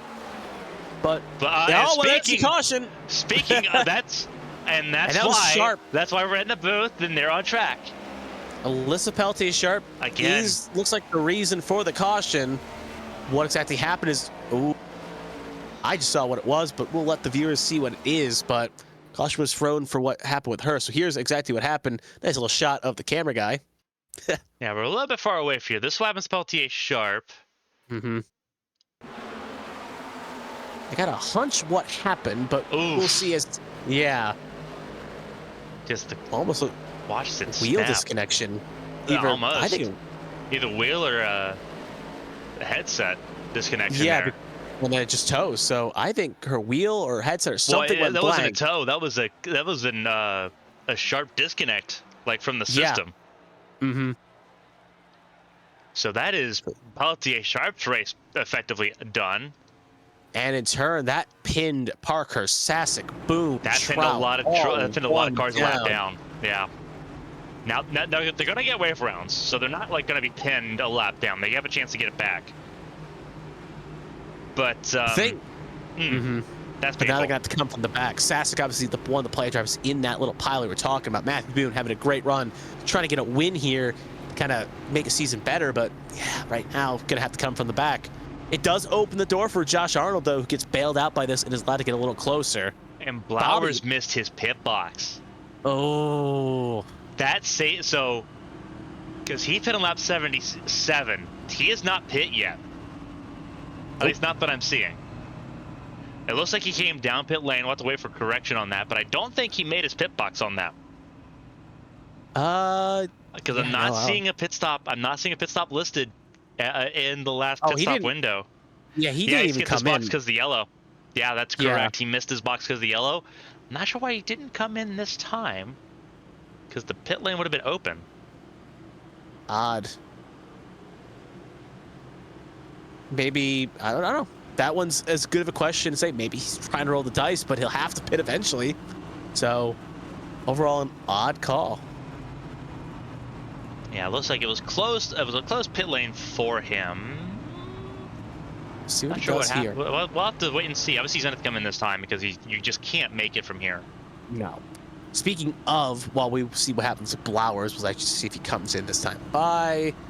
Yep, he's taking the hard left along with Lilac Sear, so both are now in. But Proudfoot won the race off pit lane. Henderson second, Wygant, Swatsworth, Epperson, your top five. Sosi up to 6 will be P6 when we see the cycle through. Everyone obviously took 4 tires. No one obviously taking a risk here in taking 2. A little bit way too ways away to make that work. But yeah. That's how it all shakes up at the moment. Obviously, you can see Parkhurst and Sasek. They are going to get the wave around here. Yeah, I'm not sure what they're doing right now, but with the 31 of Proudfoot trying to go around the lap cars here, they're going to get a wave around. So I'm not sure what's quite happening here with Proudfoot. Yeah. I think it's confused the lap cars too. It's telling Proudfoot, I'm hearing on the radio comms right now, Proudfoot and his comms, it's telling him and iRacing to stay behind the 90. So Parkhurst is going to get the wave around, but then Danny's right now calling traffic saying they should get the wave around. So this is very odd indeed how iRacing's scoring this. Yeah, they were all 4 of those lap down cars should be getting wave arounds here. It should be Parkhurst, Sasek, Trout, and Denny getting wave arounds here. I'm not sure what's going on there with iRacing because Proudfoot came out well and truly after the other 4 had already cleared the pit exit. Yes.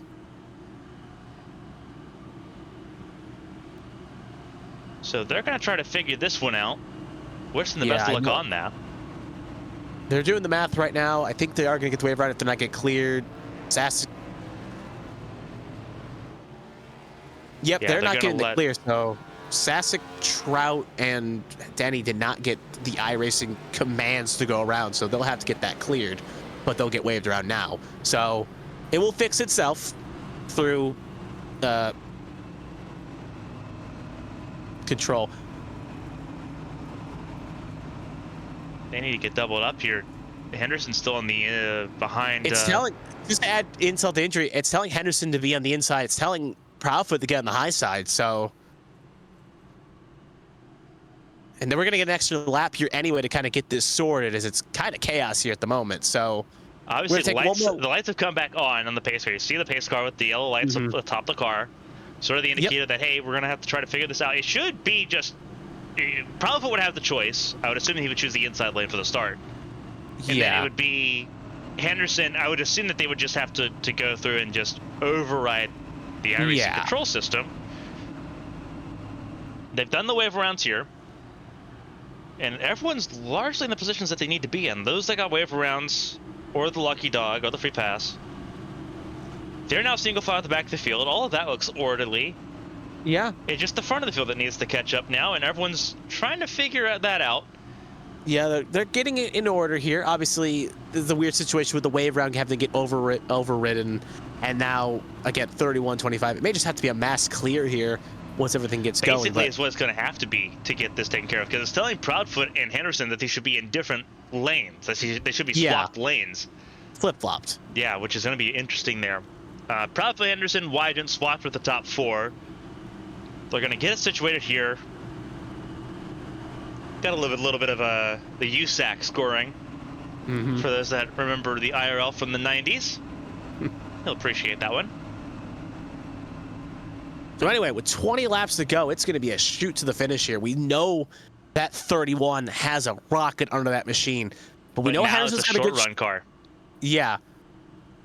We'll see how this all plays out here.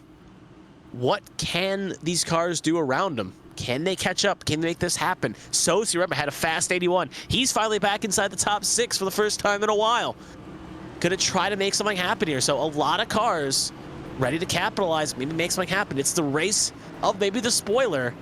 And right now, Proudfoot looking to try to punch his ticket into the playoffs, but all the cars around him, excluding Swatsworth, not playoff drivers. So we'll see how it all plays. Yeah, playoff drivers, Proudfoot, Swatsworth, Susie, Arnold in the top 10. Everyone else playing for keeps and spoiler. Pace car takes the left onto pit lane. Is this the final restart of the night? We're going to find out. 21 on the lead lap through the restart zone, and away we go.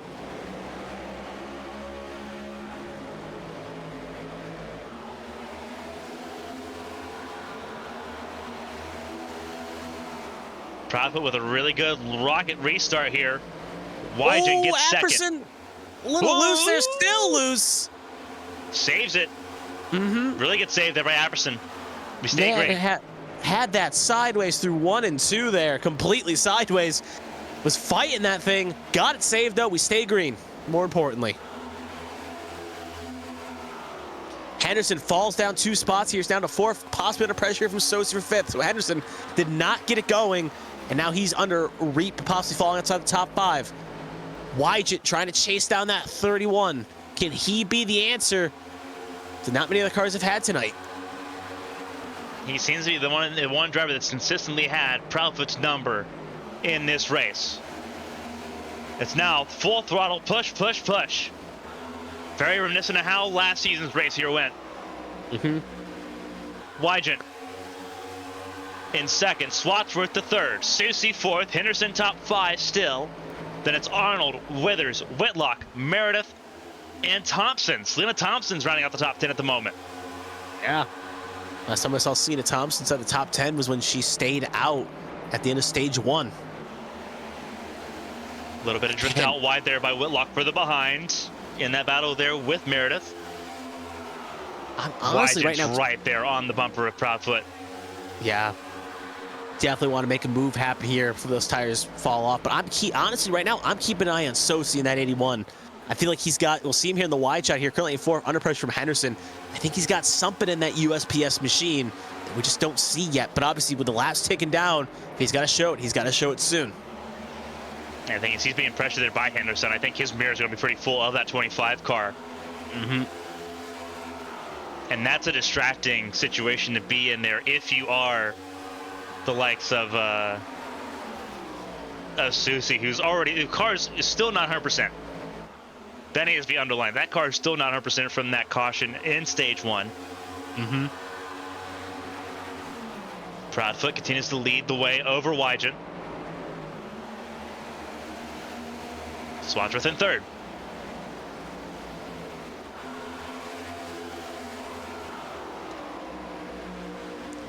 Last time by, personal best for Proudfoot. Yeah, not the fastest, 30.09. but personal best. Fast up, I believe, actually belongs to Wygant. Oh, you talk about personal best. That is a best of the race. Sector 1, first half of the lap by Proudfoot. I believe he's winding it up. Yeah, he's got that thing geared up here. We'll see through Sector 2. If he keeps that pace, he's going to probably have a purple here. Cross the line. We'll update the times here. And it is not purple. He's shaved a little time off in that second sector. Still personal best, but not the fastest in the race. Wygant has the fastest lap of the race. Mm-hmm.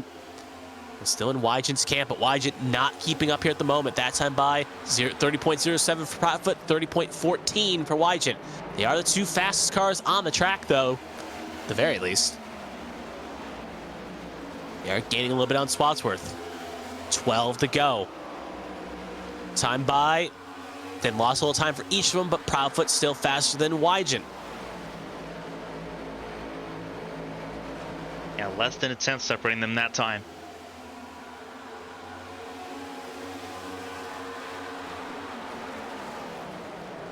Again, it's all about trying to run a lane that your opponent's not in. Wygant just shadowing. I don't know if that's quite the move. Henderson and Arnold got together. Yep. In this battle for fifth, and that's got frantic. Arnold puts the bumper to Henderson. Henderson holds on to it.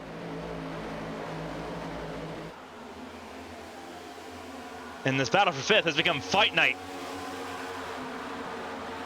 As Arnold goes around for fifth, gets a shot to the rear of that car just for good measure by Henderson, who is now under threat from Withers, who's come out of nowhere.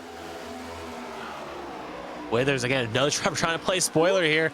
That's remember, really tight. If you can remember all the way back to qualifying, he was the first car to go on the track for qualifying. Yeah. Oh, very tight. Out of 2. And then it's a gap all the way down to William Britton, who's moved it back into the top 10. And Henderson now getting frustrated by Withers. Proudfoot seems pretty well steady at the front of the field. It's all about the battle, not only for 6th, but further on back with Britton, Whitlock, Boone, Apperson. There's Zach Meredith in 12th. Yeah, and you have other car that Sasek. was, the other car that was involved in that incident, along with Sosi, along with a few others, including Caitlin Height and a few others, but was involved in that incident as well in the lead. Finally gotten that car back to a semi-competitive speed, but obviously burying that top 12 at the moment. Wygant has fallen off greatly. Swadsworth on his inside. Yeah, Swadsworth looking for an opportunity.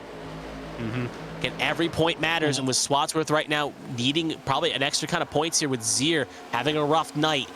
I don't know, and I'm going to kind of criticize Wygant on this one. I'm not sure why he tried following Proudfoot the way he did, instead of trying to run a different line like what Swadsworth was doing. I'm not entirely sure why he was trying to shadow so hard, knowing the dirty air is a factor in these cars. Yeah, it's an interesting approach. Maybe he thought he had a better run. Maybe he thought he was not as close as he needed to. Maybe he thought he could have counteracted it. You never know. Maybe that's truly where he felt confident he could make up the difference, but didn't really work. And now it's a second gained on him as Proudfoot is pulling away. Yeah, as these two battle, it's just given Proudfoot the race lead. Really, the race went on a platter unless these two or someone else further back get together and cause an incident and reset this field again. Yeah. It is Proudfoot's to lose. Yeah, and the thing is, look at this pack right now. You got Chet Wadsworth, who is 12 back coming into tonight. Next guy behind him in the points. Current car behind him in his mirrors. Well, not anymore because 24 is technically that, but the 81 of Joshua Sosi, who is 19 points back at the cut line and only 7 behind Swatsworth. And then you got Josh Arnold, who was 33 back in the cut line and about 15-ish away from both of them. So all three fighting hard here. Every point could matter here at the finish, and you do not want to allow an extra point or two if you can help it. Swatsworth right now poised to get back in the top 4 with how it runs, but if he ends up getting passed by Sosi or Arnold, could easily sway that up. So needs to make sure he stays ahead of his 2 main playoff rivals here. But if this holds right now, Proudfoot will punch his ticket to the Final 4. Won't have to worry about Bristol next week. For the other 3 are watching, it's still all to play for. One mistake could take you out of it. Look at Sosi trying to split it 3 wide. Gonna get a run on Swatsworth on the high side here. Arnold waiting in the wings if something happens here. Picking a lane if he needs it. 4 laps to go. As we're at right now, Wygen currently holding on to that second spot. Swatsworth gave it a shot, but obviously bigger fish to fry. Susi goes to the outside lane. He's gonna look for second place if he can get to it. Yeah, and now the floodgates have opened. Arnold going to try to follow suit here around that high side. 1 and 2 does favor the low, and Arnold will get clear, so Swatsworth loses 2 spots there. I don't understand why you don't try the outside lane more. I don't understand it. Everyone's trying it so late! Contact between Susi and Wygen. Oh. That was a wobble. Yep. Right now, Sosi not probably too thrilled about that one. No. Coming at 2 laps to go. Proudfoot has the ability to set sail. Susi looks to the outside of Wygen. 3 miles to play. Only way someone's catching Proudfoot right now is either divine intervention or a caution. And we're running out of time for the latter. Wygen holding on to second place. This is it. Coming to the final lap. Proudfoot was denied this on a photo finish a season ago. He'll come to the white flag. 1 lap to go, presented by Henderson Graphics. Yeah, set and sail, 1.12 ahead of Wygen, and Wygen's in his own little hornet's nest battle right now. Right now, he's got the chance. Arnold's able to get on Swatsworth.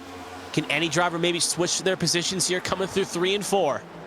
The answer to that question at the front of the field is going to be no. Brandon Proudfoot is going to be pretty well set in stone as the winner of the Bluegrass 200. He wins at Kentucky and punches a ticket into the championship for Wygen second, Susi third, Josh Arnold fourth. Chad Swatsworth rounds out the top 5 over Tommy Withers, Blake Henderson, William Britton, Bobby Blowers, and Zach Apperson rounding out the top 10. Look at the rest of that top 10 there. Obviously, the top 5 is an interesting bunch already itself. We got Withers, 6. Withers up 18 spots where he qualified. William Britton, we saw him take that Hail Mary throw. Last time we checked in on that roundup, when we saw him last, he was in 25th. And now he gained 18 spots where he up as well. And now he finishes top 10. Blowers, again, we saw him play an early strategy. He got in the top 10. So definitely a good opportunity to get some spots there for the second half of the top 10 to get some top 10s. But that does not take away from Brandon Proudfoot's accomplishments, though. He's led many laps. Basically, was a dominating car throughout tonight, and he has flexed his muscle. He has clinched his spot in the Final 4, and he'll burn it down in the Bluegrass State. As he is going to celebrate hard tonight, as he does not have to worry about Bristol next week, and he'll be fighting for a championship in 2 weeks' time in Fontana. Outstanding battle for Brandon Proudfoot. Now in the championship 4, he will move on to Fontana to battle for a championship alongside Bianca Constantinou.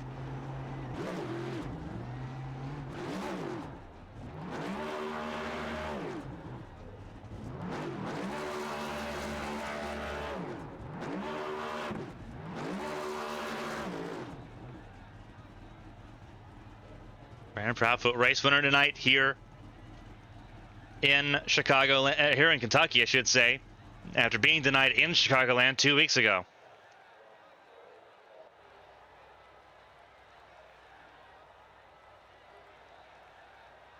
Really good effort by Brandon Proudfoot. We'll hear from our podium finishers here in just a moment.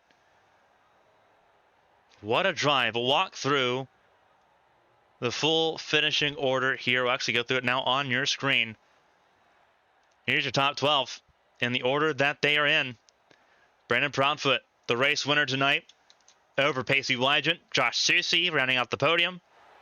Then you have Josh Arnold, Chad Swatsworth, Tommy Withers, Blake Henderson, top 7. William Britton, 8th. Bobby Blowers, 9th. Zach Apperson, top 10. Then Matthew Boone and Hunter Whitlock rounding out the top 12 going into this race. Looking down the second half of the order here, 24 of 28 cars showing. Eli Sasek in 13th. Mark Parkhurst, 14th from 18th, a gain of 4 positions there. Selena Thompson, laps led, ended up just down in 15th though. Gary Donaldson in 16th ahead of Elias Flores. Zach Meredith at 18th from 4th place on the grid. Tale of 2 different halves for Meredith, and it's all based on where that crash happened there early on in this race. DJ Trout in 19th position, then Ryan Moutre rounds out the top 20. Alfred Denny in 21st, Lilac Zier 22nd. Not much she could do after being involved in the opening caution of the night. Lily Poitier-Sharp 23rd after having a technical issue in her night in a violent way. Then Josh Gaiman rounding out the top 24. Only 4 more to really talk about here, and it's all retirements from here on out. Callie Height, Caleb Eichler, Caitlin Height, Byron Jones, none of them saw the finish of the race tonight. All of them taken out very early in this event. And unfortunately, not a whole lot anyone could do there to really suffice and halt the bleeding in this race.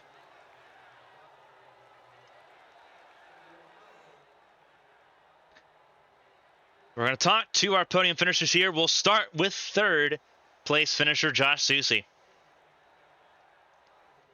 Josh, this is Carmen from the ABM booth. Do you got a copy? Oh, I gotcha. What a drive to recover. Involved in an early caution there with Meredith and a lot of other top contenders early on. And it was a clawback from where you were. You led a couple laps in this race. It wasn't the journey that you expected to have from getting pole position tonight. How does 3rd place feel, giving everything that you went through tonight here in Kentucky? Oh man, on one hand, it's a huge win, right? But on the other hand, man, I know I had the best car in the long run, even after I got that 4 minutes of damage and got it fixed. So it's also disappointing knowing what could have been, but big picture-wise, it's a massive W getting back up to 3rd and not having a complete cluster in points like last week at Watkins. Obviously, this helps you out tremendously. You talk about how this helps you out as far as the points go. Scored stage points in stage 2. Obviously, 3rd place in points helps you out tremendously. You get some bonus points to go a long way as well. You go towards Bristol next week. That's a race that's either a dream for some or a nightmare for others. Where does it sit for you as far as your chance to really kind of solidify and really put Lady Liberty Motorsports with 2 cars in that championship fight? Somewhere in the middle, because I know I'm really solid again on the long run, but it's a short track, and HTL hasn't had the greatest record of long runs on short tracks, so it's also very nervous and uncertain because a lot of your fate isn't up to you at Bristol, unfortunately. I mean, that's just the way the track is. So qualifying is going to be very important, maintaining track position, but trying to find a way to maintain track position and still do what I like to do to be able to rip it on the long run. So it's going to be a balancing act, and just kind of got to find the sweet spot. And if something does go wrong, got to have the determination and a little luck to be able to bounce back like tonight. Well, obviously tonight, a really good show of what the 81 car can do, despite the adversity there. You have one more race to try to solidify. Obviously, a lot of really good points tonight, really dominated as far as, getting yourself back in contention here. It's going to be a tight fight. Obviously, it helps out that Lilac Zier didn't have a good night tonight. Eli Sasek didn't have a good night tonight. You outscored him by a significant margin as well. It's going to be a very tight window going in towards Bristol. So we'll let you get ready for that race. Before we let you go, though, does anyone want to shout out and say thank you? The floor is yours. Congrats on the effort and the double podium for the team tonight. Yeah, thanks. First and foremost, big shout out to Lady Liberty. Good job, Brandon, even though I gave him a hard time, ribbing on him, saying even with that damage, I was better in the long run. So I had to rub it in a little bit, but he did what he needed to do, kept track position, broke the draft, and then used the dirty air to really wear out the guys behind him on their front tires. So big shout out to him. Good job working the strat. I know I threw the brake bias and everything at him, and it seemed to work out. Big shout out Turtle Shell Motorsports, Nitro Racing. I know my buddy 09 was in the chat watching, so thanks for that. All the admins and everything that they do behind the scenes, as always. And then, of course, certainly last but not least, you all for the great job you do over the wide variety of broadcasts you do throughout the course of the week. It's always a great time watching back and seeing your perspective and your takes, and hopefully some interesting entertainment tonight. And I hope we put on a good show. Yeah, I think Kentucky, as far as the racing product went, was pretty good tonight once again. John Susie, third place finish tonight here for the 81 crew. They move on to Bristol with a really good shot to try to make the championship four. Josh, good luck next week in Thunder Valley. We'll be watching. Thank you. That was Josh Susie, third place finisher here tonight. A really good run of form for him. Again, the stat box does not do it justice with the journey that he had to get just to get back to the podium. But third place, a really proud result there for the 81 crew tonight. We'll move on to the second place finisher in this race. Car 24 for Coast to Coast Racing. Some laps led. Pacey Wygen, this is Carmen from the ABM booth. You got a copy? Yeah. All right, this was another race for you. This was a very straightforward event. Started second, finished second, didn't really hardly leave the top 5 at all. Walk us through your race and obviously what changed as the race went on. It seemed like you could really take it to Proudfoot early on, and then it just seemed to go away for you. Well, I never really intentionally took it to Proudfoot early on. I seen he was quick on a short run, and well, in Kentucky, you do that, you're just gonna burn your tires up. So I was intentionally laying off, letting people go, and giving it about 10, 15 laps, and they were coming back to me, and I was the faster car at that point. So, I mean, in a long run, I was actually faster than Proudfoot. It just never spanned long enough under green to get to that point. So we never really got to see a true battle between me and Proudfoot until that last one. But I mean, what are you supposed to do with 20 laps to go? I can't exactly save tires. So obviously, some laps led here. You were in the top 5 all race long. Didn't ever drop out of the top 5 in tonight's race. Obviously, for you, I think the really big, I think the obstacle for you is the Truck Series Championship, where you're leading at this point. You come back here tomorrow night in a way different vehicle. How are you feeling going into that event? Obviously, coming off of a really good result here against a really tough field tonight. Everyone seemed to be on their A game tonight, and you still put out a really good result. How does that make you feel going into tomorrow's race, where you'll have to try to do the same thing? well, Kentucky's probably my best overall mile-and-a-half track that NASCAR visits, or used to visit in this case. I feel comfortable here in just about any car I drive. So I'm feeling pretty optimistic about tomorrow night, and looking forward to the next 3 races over there. Hopefully bring home a championship over there. In the Cup Series, I'm still in it for the car owner points, so I'm still technically in it, but not really in it, if that makes sense. And just trying to bring home positive results for the remaining 3 races of the season. Well, it's a good start to the week here. A second place in Kentucky in the HTL Cup Series, with now 2 races to go in the Cup Series, with Bristol and Fontana coming up. 3 races to go in the Truck Series, Kentucky, Bristol, Fontana there as well. Before I let you go and let you get ready, though, for tomorrow's race, which could be pivotal in determining the outcome of the championship, if you have anyone to shout out and say thank you to, the floor is yours. Congrats on the effort. A phenomenal drive. Very clean, very consistent, very precise from Pacey Wygen tonight. Hi. Thank you, and shout out to y'all for broadcasting each and every week. Shout out to Air's Design for the nice new wrap we put on the car this week. My fiance, she's always watching. And any fans out there in chat, thanks CCR for putting me in the 24 car for the rest of the season and in the 00 truck. And yeah, I think that about does it. Yeah, the new paint looked really good here, especially in the day to night conditions at Kentucky. We'll see you tomorrow night, and hopefully another interview on the way tomorrow night after the race in the HTL Hammer Down Truck Series. Pacey, enjoy it, and we'll be keeping an eye on you. All right, will do. That was Pacey Wygant, the second place finisher tonight. And now we get to narrow it down to one more driver. It's a driver who's punched his ticket into the championship fight. We have to talk to Brandon Proudfoot here. Brandon Proudfoot, this is Carmen from the ABN booth. You got a copy. I got you. What a drive. What a difference a season makes. After being denied in a photo finish a season ago, you dominate tonight. Out of 133 laps, you led 97, and it was always pretty clear you had the strongest car on tracks. Started this race in ninth. Wasn't a great qualifying effort, but it didn't matter. You didn't look back from that point. Walk us through it on your end. I've said it once and I'll say it before. Naps are dangerous. I missed practice completely, and I had the opportunity that I did good at the previous race. And Bianca wasn't here, so I was the last one to go out in qualifying. So I kind of got to see how everyone went out, how tight the car really looked. Watched multiple in cars, and I ended up qualifying ninth. And just like I was last time here. I know that the side draft is extremely strong coming out of the quarter, especially with a really tight car. And I use that to propel myself up through the front at the very beginning to solidify good track position and just carried that on through.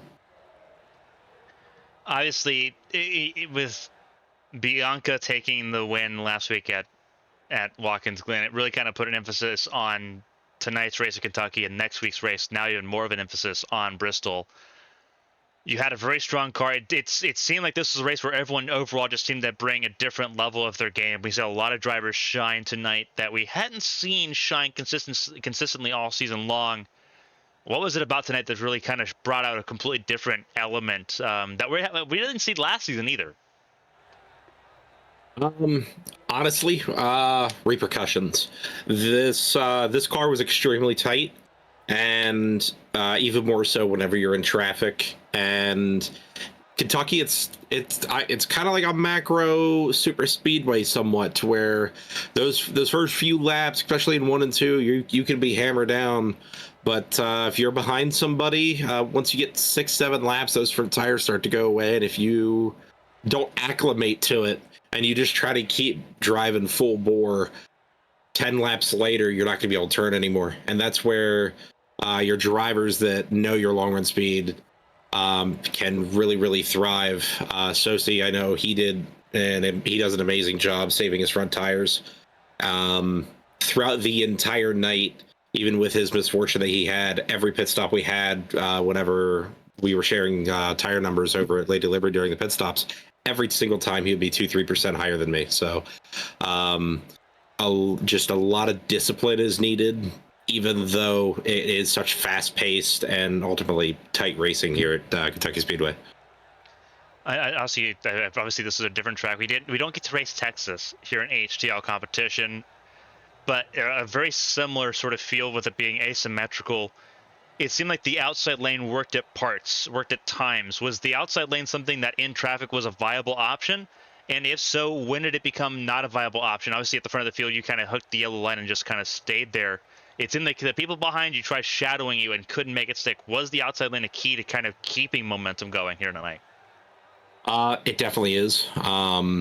The problem with it is that there is a relatively short window you can use it. If you don't have the front tires to get to the outside of somebody and break that wind tunnel effect that you get whenever you're behind somebody, you're not going to be able to get to the side of them and get the downforce back on your nose. And if you break traction before you get there, you're just going to go up 3 lanes of traffic, which I know I've seen a lot of people do tonight. So really your first 15 laps is kind of your money spot whenever it comes to making those moves. But again, you have to keep in mind your long run speed, and if you push too hard trying to make that one pass, 20 laps down the road, you might be 5-6 cars back, even with making that pass. Well, you managed to work it out to perfection here tonight, almost as perfect as you could be. 97 laps led out of 133. Started this race in 9th and didn't look back. You're now in the fight for a championship as another season begins here soon after. Obviously, you're in the HTL Cup Series as well on Sundays in the same exact vehicles as what we're seeing here tonight. Before I let you go, though, and let you get ready for the next week, obviously you're off next Sunday, but you have work to do at Bristol just to kind of get through and get ready for the championship round in Fontana. If there's anyone to shout and say thank you to on the way to Bristol next Monday, the floor is yours. Congrats on the race win. I believe this is your 4th or 5th this season. I'll have to double check on the calculation there. I believe you're in very elusive company now. No idea, to be honest with you. Leagues blend together. First and foremost, Lady Liberty Motorsports, thanks for having me come over. Everybody over there is a great crew. It's a lot of open communication to where even somebody doesn't have a particular night, there's still communication going on. And ultimately, that's what strives everybody over at Lady Liberty to not give up, even if you have 15 minutes of repairs, there's still communication on what lanes are working. And in a team, that's all you can ask for. All the sponsors of the car, Sewer Bros, Blackwater Suds, McCody Setup Shop, Grounds and Hounds Coffee. You guys here in the ABN booth as well as anybody at ABN, for allowing us to be broadcasted to friends, family, loved ones, whoever it may be. And then everybody over at HTL for having the league in the first place. And fiance, friends, and family. Special shout out to my mother, who actually drove in from Arizona from Arizona to watch this race at home. So definitely nice to be able to get one while there's a little bit of a home crowd advantage downstairs. Absolutely a fantastic job, Brandon Proudfoot in the championship round. He'll move on to fight for a title in Fontana in 2 weeks. Brandon, enjoy the race win. Obviously, we'll be seeing you again next Monday at Bristol Motor Speedway, but enjoy the race win, and we'll be seeing you again very soon. Thanks. Have a good one, everybody. That was Brandon Proudfoot, the race winner here tonight. Outstanding stuff from Brandon Proudfoot. Again, we walked through the finishing order of tonight's race. We'll do it again just to make sure everyone caught a look at it here. This is the very bottom of the order. Bottom 4, all retirements. Callie Height, Caleb Eichler, Caitlin Height, Byron Jones. All out of this race, and all out of this race very, very early.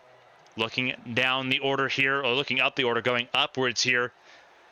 Josh Gaiman in 24th. Not a great race for him. He tried sticking it out, but once Zier began taking those lucky dogs, those free passes away, there was nothing Gaiman could do. He ended up in 24th position tonight. Not a good race for Arrowhead Racing at home. For the most part, there's a silver lining to that for Arrowhead Racing. Lily Pautier Sharp, technical issue, takes her out of the race. She ends up in 23rd after starting this race dead last. Still gains positions, but not where she wanted to be after being contending for a potential top 10 finish. Lilac Zier, involved in an early caution, couldn't really do anything from there at just constantly chasing, getting that car fixed, getting that car repaired. 20 seconds, the best she could do tonight for Stepping Stone Motorsports. Alfred Denny for Deep Racing. What is that team going to look like in Season 5? We're going to find out. Alfred Denny, one of the few cars for that team. Mark Parker's in that car as well, the 90, up in 14th. Between those two Deep Racing cars, Ryan Mutroy for Tombstone Motorsports, DJ Trout for Premier Racing Club, Zach Meredith for NFG Motorsports, Gary Donaldson, another Tombstone car, Selena Thompson for CBR, Ben Parkerson 14th, Eli Sasek for Ascent Racing, not the race he wanted to see, especially with so many chase drivers in the top 10 here tonight. We look through the top 12, again going bottom to top here. Hunter Whitlock in 12th, a good result for him. Just missed out on the top 10, unfortunately, for him. But overall, a really proud effort there for Whitlock for NFG Motorsports. Matthew Boone led some laps here tonight, was a really strong contender in that 28 car. Again, unfortunately, he missed out on the top 10, given that he started third and he spent so much time in the top 10. But a good effort all around for that 28 crew. Very competitive for an ultra-competitive race tonight.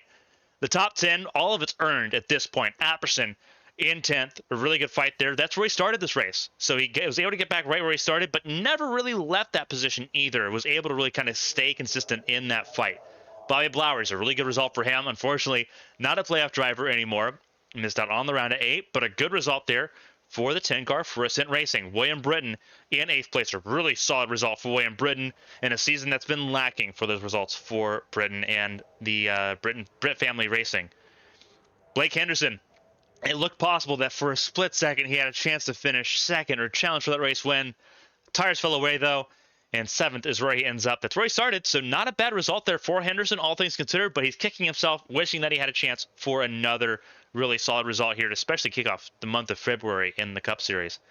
Ahead of him, it's his team car. It's Unforgiven Motorsports' Tommy Withers, who I mentioned in stage 2, was not a good run of form for for Withers.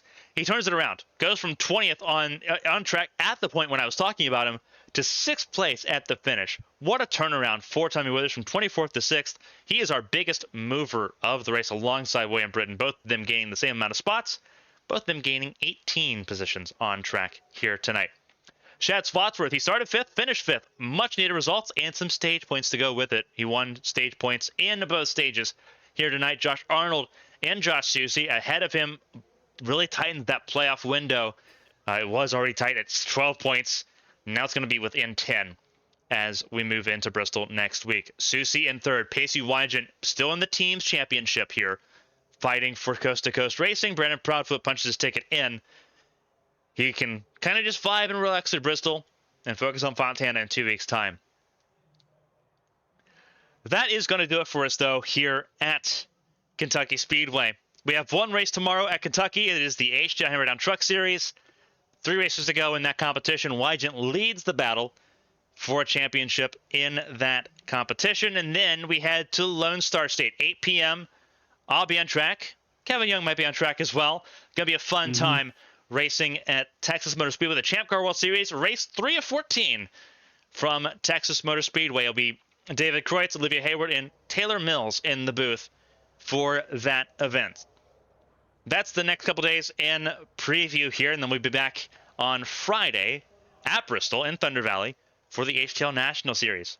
But on behalf of everyone here for ABN Studios, ABN Esports 1, and everyone for the HTL Cup Series and all of their partners, Henderson Graphics, Deep Racing, and all of their partners, BFL as well. On behalf of my commentator, Kevin Young, I'm Carmen Sienna. Until next time, stay safe, stay healthy, try to have some fun in the next couple of days. We'll see you tomorrow night right back here in the Bluegrass State. Until next time, so long, everybody.